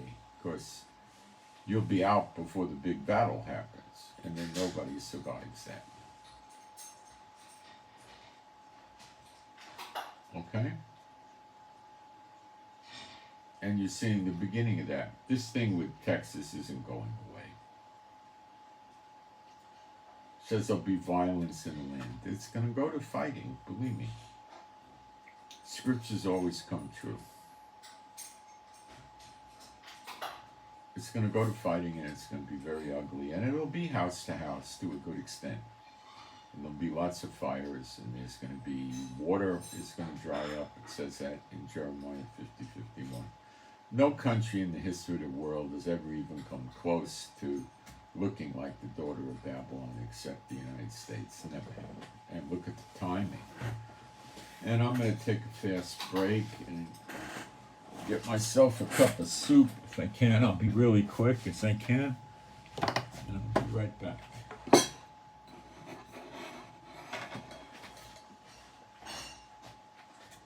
want to warm up. Here's some play.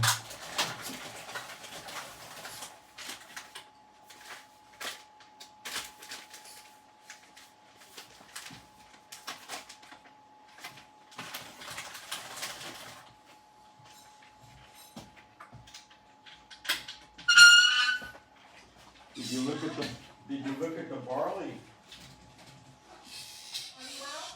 No, I'm just making a soup. Did you look at the barley? Oh.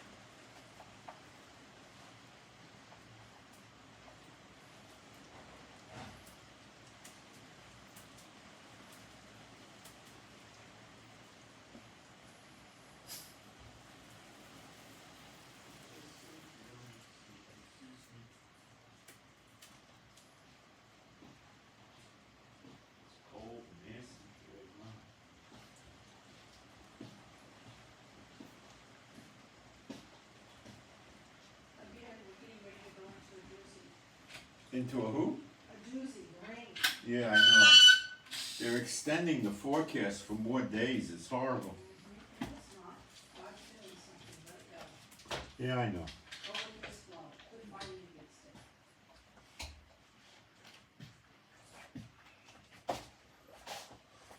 Well, I'm gonna have to shut the window. I already did that, and it's still cold. I got the heater blowing in here. Getting some heavy rain now. Pray our roof doesn't leak. Okay. Sorry for the break here, but all right. Let me see if there's anything in the. Oh, we're getting the nice people in here with the Free Palestine. Isn't that great? So you go into their groups and do that and see what they do. Okay. What was that other one? Nothing. Okay. Let's take. So I give you pretty much what I wanted there. Let's do Revelation 6. This is interesting. Now I want to tell you that I knew this years ago and I kind of forgot about it, and I think the Lord brought it to my mind today. Well, let's go through it and I'll show it to you. It's kind of really interesting, to say the least. It starts off, and I saw when the Lamb opened one of the seals, and I heard, as it were, the noise of thunder, one of the four beasts saying, "Come and see." And I saw, and behold, a white horse, and he that sat on him had a bow and a crown. Chief, be good, chief, don't start up, chief. Had a bow and a crown, and was given unto him, and he went forth to conquering and to conquer. Now the word for conquering is Strong's number 3528. It can mean to conquer, to overcome, to subdue. Okay? So, overcome, prevail. It doesn't necessarily mean went to war. Okay? So, who could this be? Can we say it's America, which would have to go back to the 1700s? I don't think this is a good fit for America.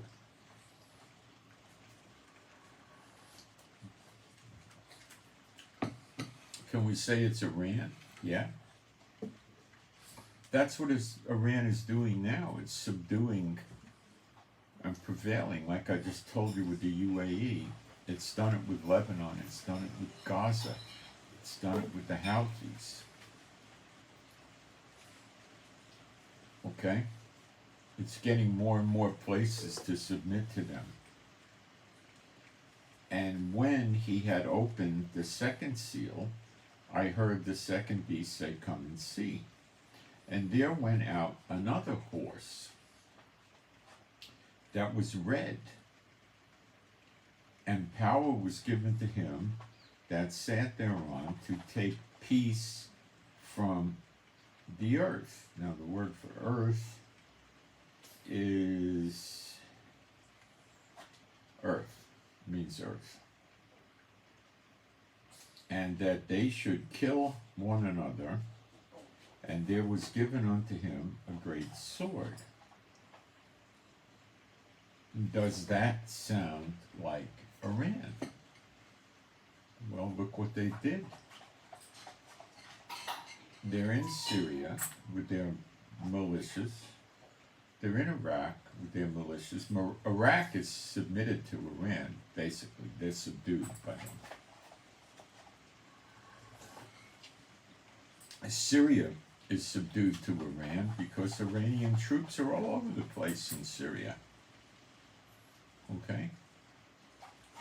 And Iraq.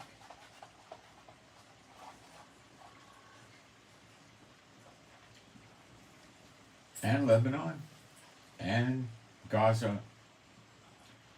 And Yemen. Is this resulting in taking peace from the earth? You bet. Look at what's happening. Is it calming down or growing? It's growing. The Houthis are a puppet state of Iran, and they've got warships from so many countries now in the Red Sea and the Sea of Aden, which is south of Yemen. The Houthis have not cut the internet cables, many of which run right by the shore. They're probably slightly offshore, maybe a mile or half a mile or something, maybe 2 miles, but they lay the cables where it's rather shallow, so that means it's close to land.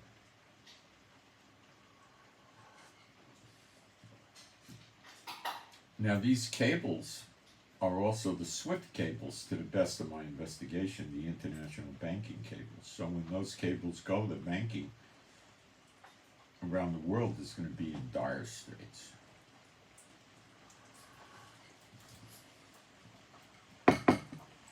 Okay. And when he had opened the third seal, I heard the third beast say, "Come and see." And I beheld, and lo, a black horse. And he that sat on him had a pair of balances in his hand. And I heard a voice in the midst of the four beasts say, "A measure of wheat for a penny, and 3 measures of barley for a penny. And see thou hurt not the oil and the wine." This needs to be unwrapped or discussed or revealed or whatever. Back then, a penny was probably a blue-collar worker or a manual laborer's wages for the day, working in a field or a factory type setting or something, okay? So that means the guy works all day so he could get enough food to eat that day, okay?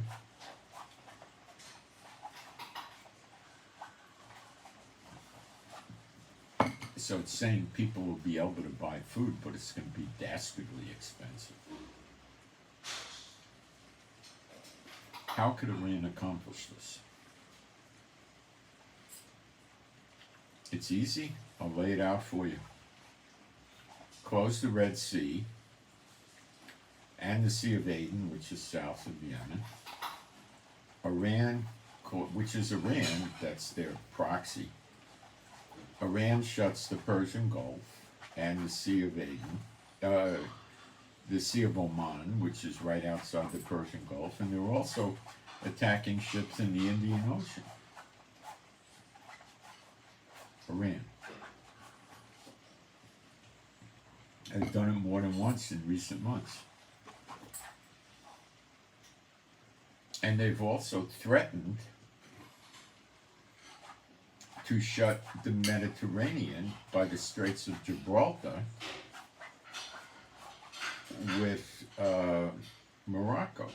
Now Morocco is not yet, it's a Muslim majority, but the IRGC some weeks ago sent troops into Morocco, and Algiers declared war against Israel. And they're friendly with Iran, and they're a neighbor of Morocco. Straits of Gibraltar is a tiny little place of a few miles that you go from the Atlantic Ocean to the the Mediterranean Sea by Morocco, and from the Mediterranean to there. Now, it's easy for them to close it. Child's play.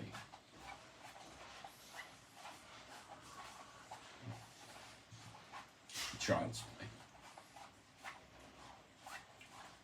Not hard. Like they shut the Red Sea, it's much more complicated and difficult than doing the Straits of Gibraltar. That's a piece of cake. You could do it with artillery. It's very narrow, it's just a handful of miles.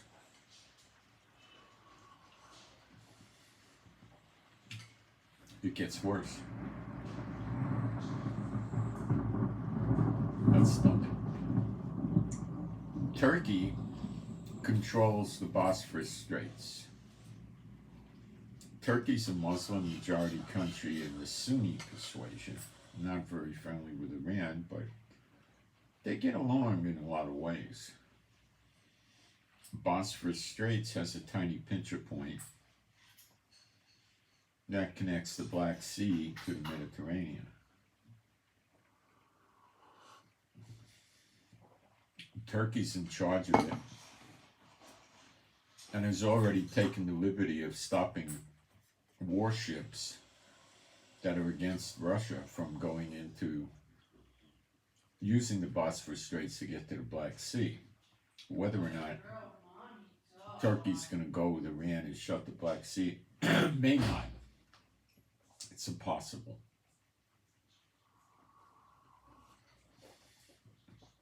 If they shut the Mediterranean, the Red Sea, Sea of Oman, Sea of Aden, and parts of the Indian Ocean, you'll see a famine, you'll see an oil shortage, you'll see shortages of everything.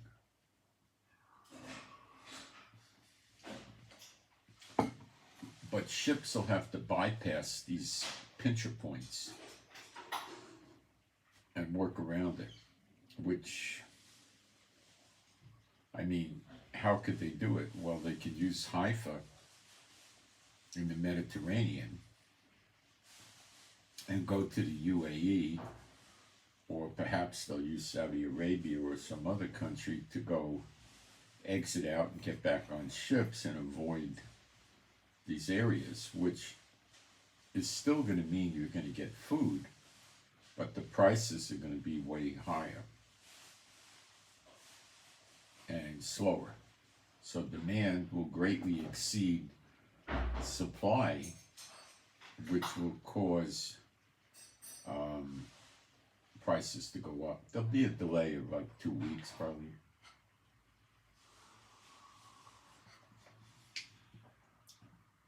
We're just going to rock the boat.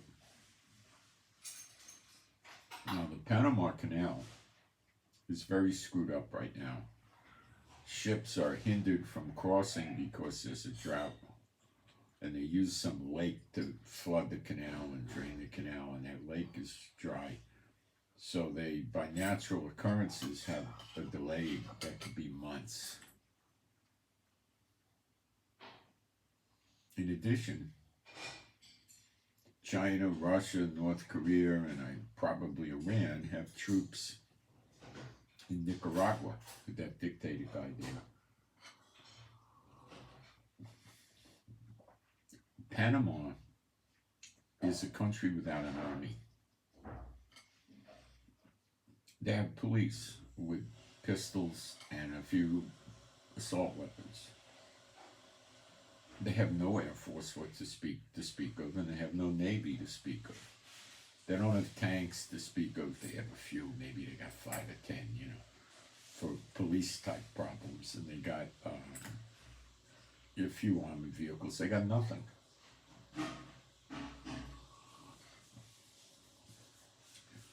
Forces like Iran, China, Russia could take Panama over in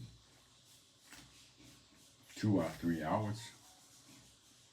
It wouldn't take more than a day.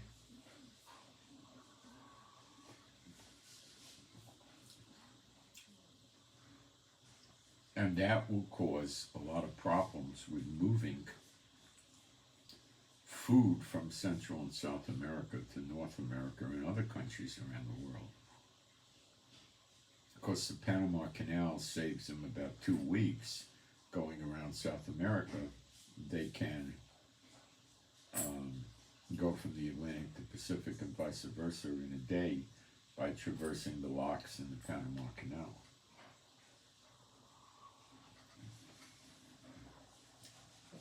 Okay? That will stop. It's stopped already. It's delayed tremendously. Months to get through now. Now, it doesn't say there's going to be no food. It says the food's going to be very expensive.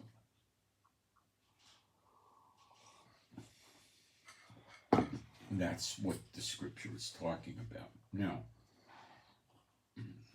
hurt not the oil and the wine. Let's look up the word for wine.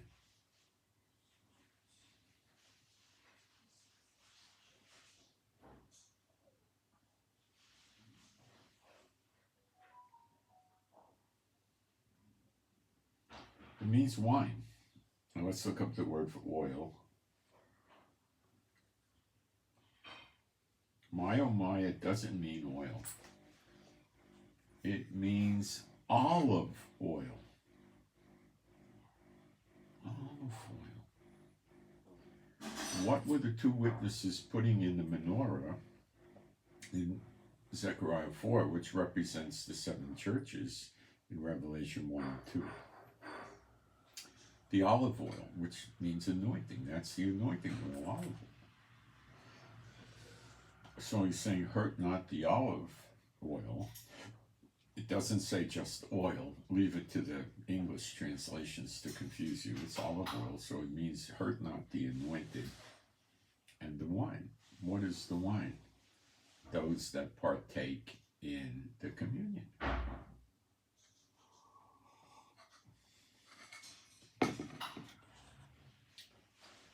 This is deliver you from the wrath to come. Do you see it? Okay, wait, I didn't get to the kicker yet. Let me get to the kicker. It'll be at the end. And when he had opened the fourth seal, I heard a voice. Oh, excuse me, I might have to get a package. Yeah. Hello?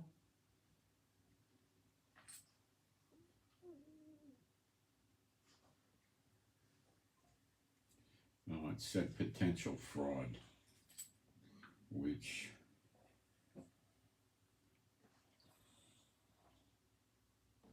means it was potential fraud. Give me a second here.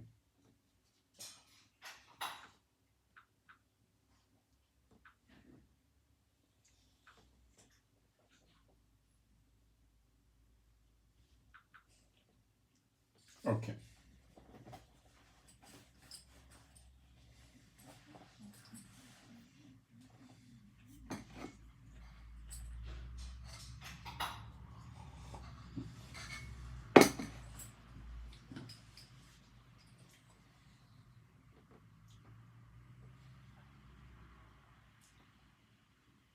So I'm in Revelation 6:7.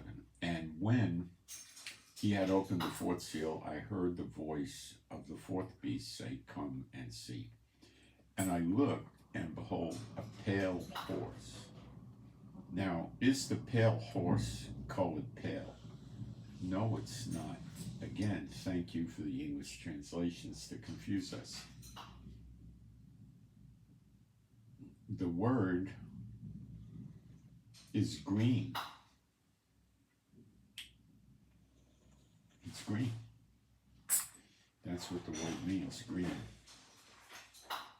So we should read this, a green horse. And his name that sat on him was Death. Let's check that word.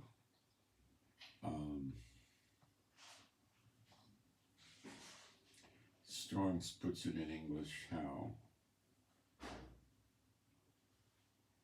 Deadly or death. That sounds okay to me. That sat on him was death, and hell followed with him. And power was given unto them over the fourth part of the earth to kill with sword, hunger, and with death, and with the beasts of the earth. The beasts of the earth come after the people when there's famine. Okay, when they don't have enough food. I'll be right back. Give me a second. We're not all the way into this yet, lady.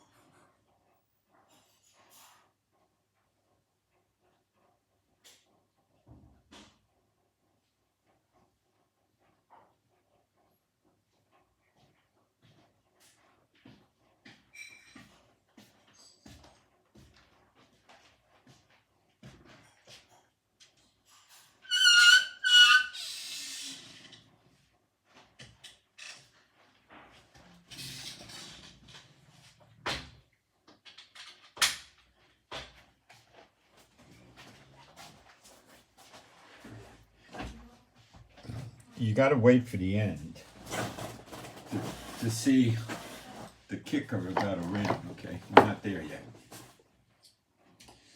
To kill with the sword, well, we know a ram does that. With hunger, we covered that. With death, well, that's the result of the sword. And with the beasts of the earth, let's check the beasts. Check the word.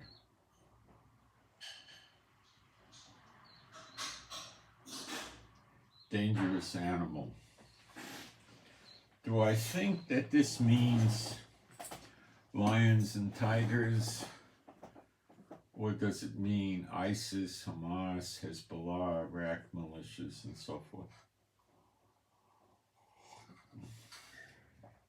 What do you think? The atrocities they did in Israel, they put a baby inside an oven alive. They took women and children, tied them together with wire, put them in a car and burned them alive. They burned people in their houses alive. They took people captive. They raped the women so much when we found the bodies, their pelvic bones were broken.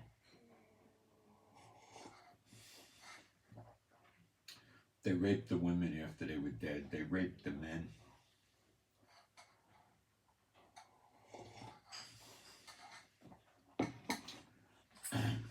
I think we covered beasts of the earth, didn't we? And when he had opened the fifth seal, they took small children that they took hostages and put them in animal cages in Gaza.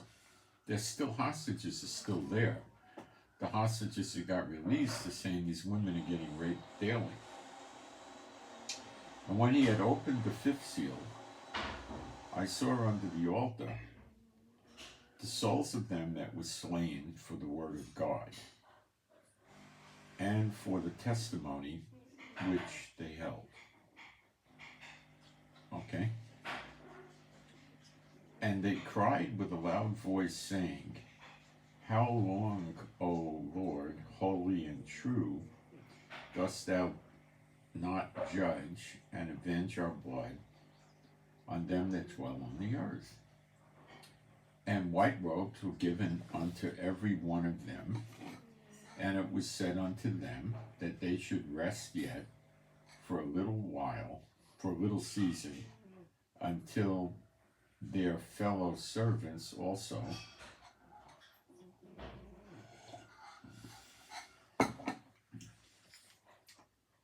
and their brethren that should be killed, that should be as they were, should be fulfilled. Killed as they were, should be fulfilled. And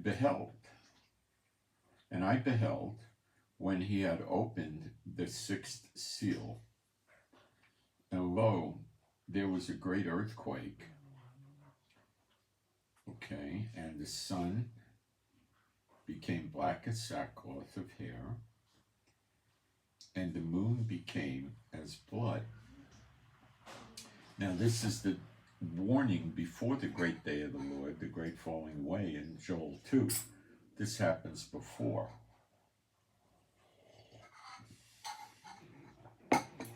So these events culminate in the great day of the Lord.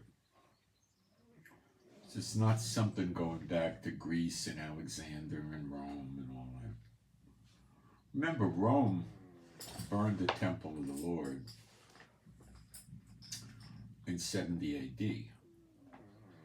And what happened to Rome, when Rome ended, it burned. Rome burned in a day, like the temple. Babylon didn't. So the payback to Babylon is coming in the year of recompenses.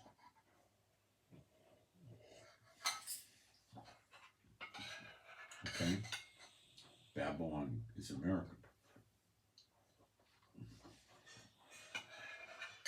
A lot of people can't deal with that.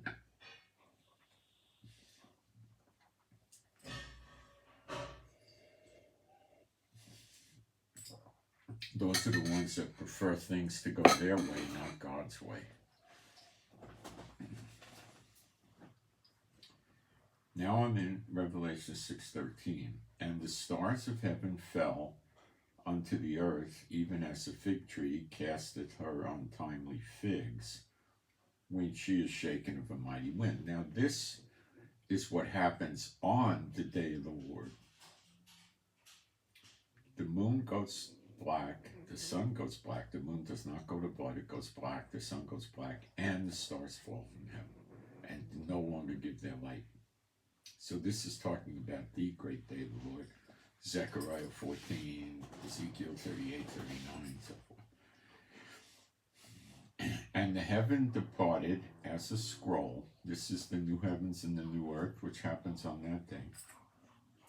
And the heaven departed as a scroll when it is rolled together, and every mountain and island were moved out of their places.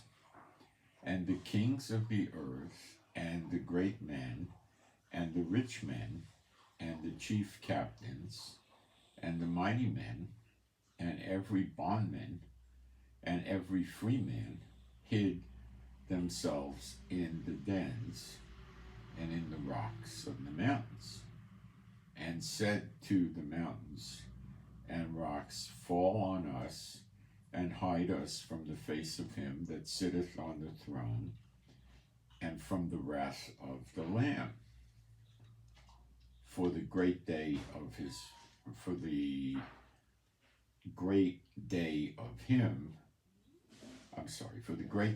wrath, that's the great day of the Lord, is come, and who shall be able to stand?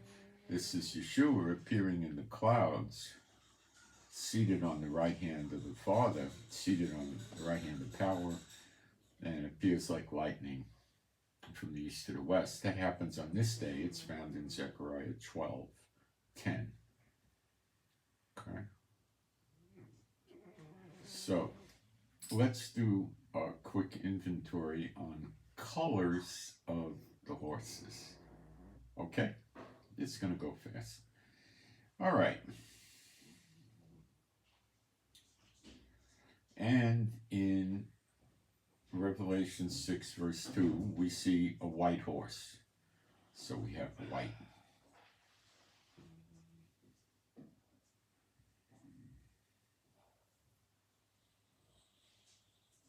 Then we see a red horse. So we have white and red.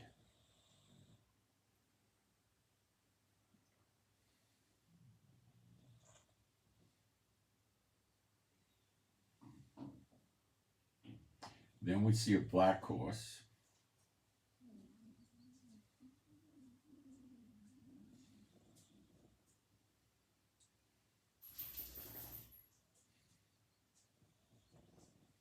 And then in Revelation 6:8, we see the pale horse, which is green. Red, white, black, and green. Give me a minute.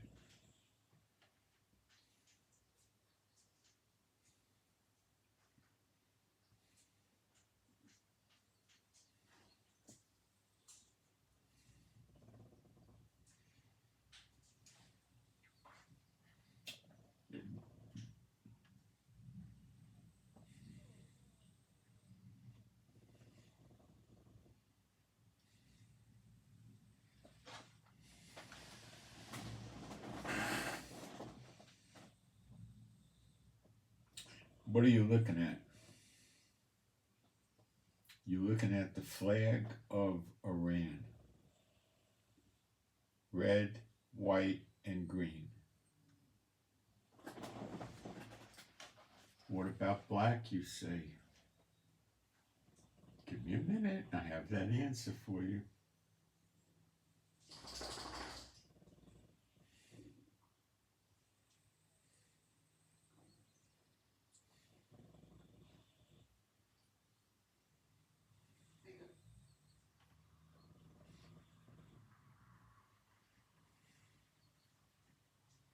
Want to find, here's a good picture of it. This is the Iranian black flag that they fly on their mosque when they're mourning their dead. Let me focus better.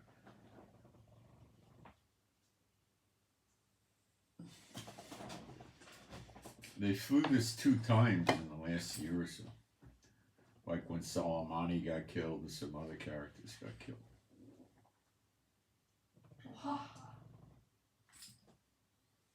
You tell me. Does it look like a ramp? Huh? Here's another picture of it.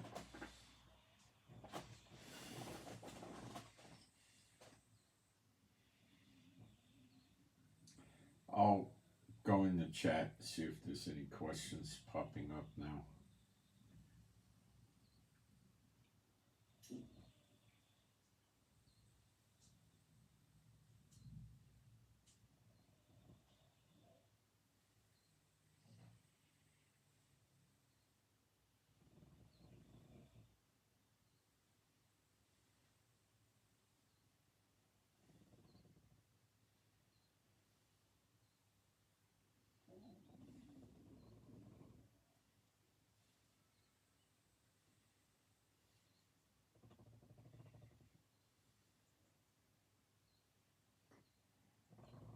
I don't have any idea what Fortress 2 is.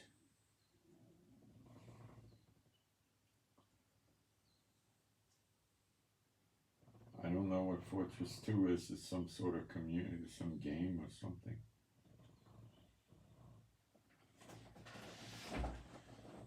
So what do you think about this little tidbit?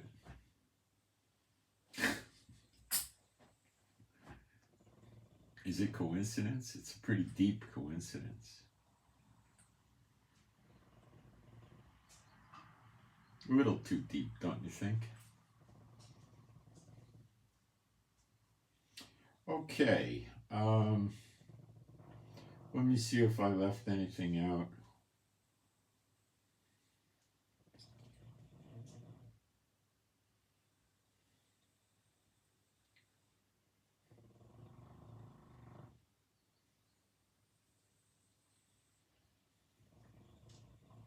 Yeah, I did. Antiochus was the king of Syria, and he came in and defiled one of the temples by putting a pig on the altar. So this is a possible explanation for Damascus shall be a ruinous heap. Maybe. Rome burned the temple in 70 AD. Rome burned in a day. Okay. Babylon took out Solomon's temple, and Cyrus took them out, and the Jews got out, in fact. And Cyrus gave them money and safe passage and soldiers to bring them back to Israel, and gave them money to build a temple, gave them the temple artifacts, all sorts of good things. What about Zerubbabel's temple? Well, apparently what history tells us is Zerubbabel's temple was converted into Herod's temple somehow, but I don't know exactly. But we don't read of it being destroyed per se. So that's why some people say that the next temple is the third temple. See, what I say is you have Solomon's temple, Zerubbabel's temple, Herod's temple, and the next temple we call Ezekiel's temple was number 4. But some say you had Solomon's temple, then Zerubbabel's temple, which turned into Herod's temple, and the next one's number 3. I don't buy that. The next one, I believe, is number 4, not number 3.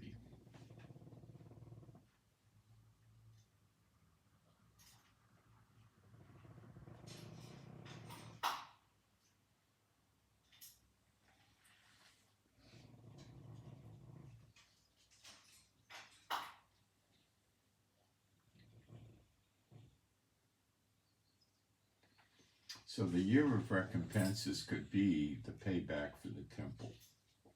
And that could be what we're dealing with here. Because the unclean spirits running Babylon are now running the United States. And they're operating the same way as the old Babylon.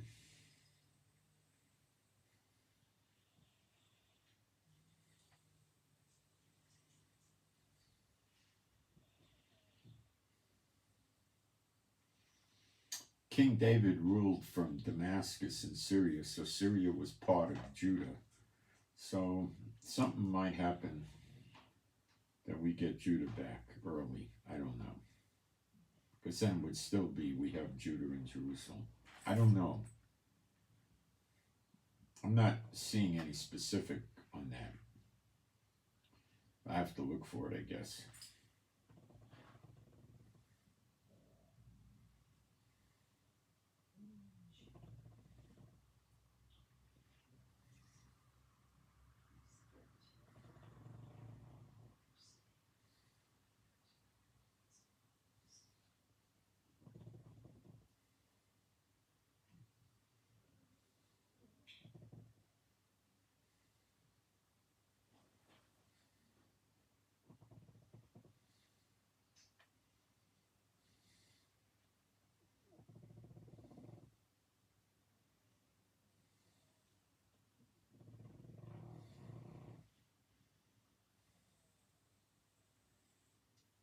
Okay, I don't seem to be getting any questions. I accomplished what I wanted to accomplish today. It's pretty cool with the flag, isn't it?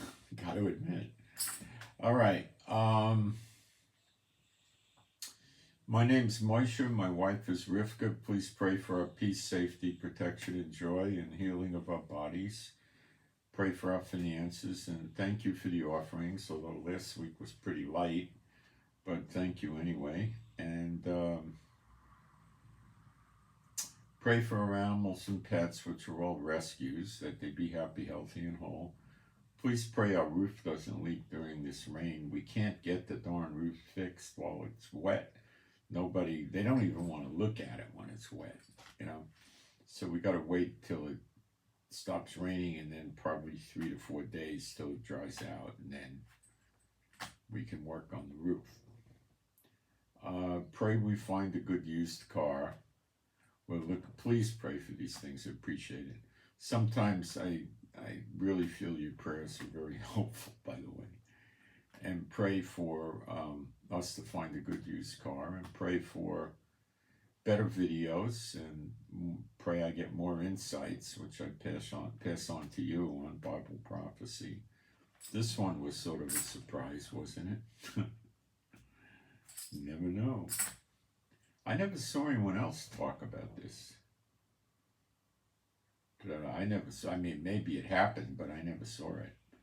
And I don't think anybody would have really thought of it until October 7th, you know.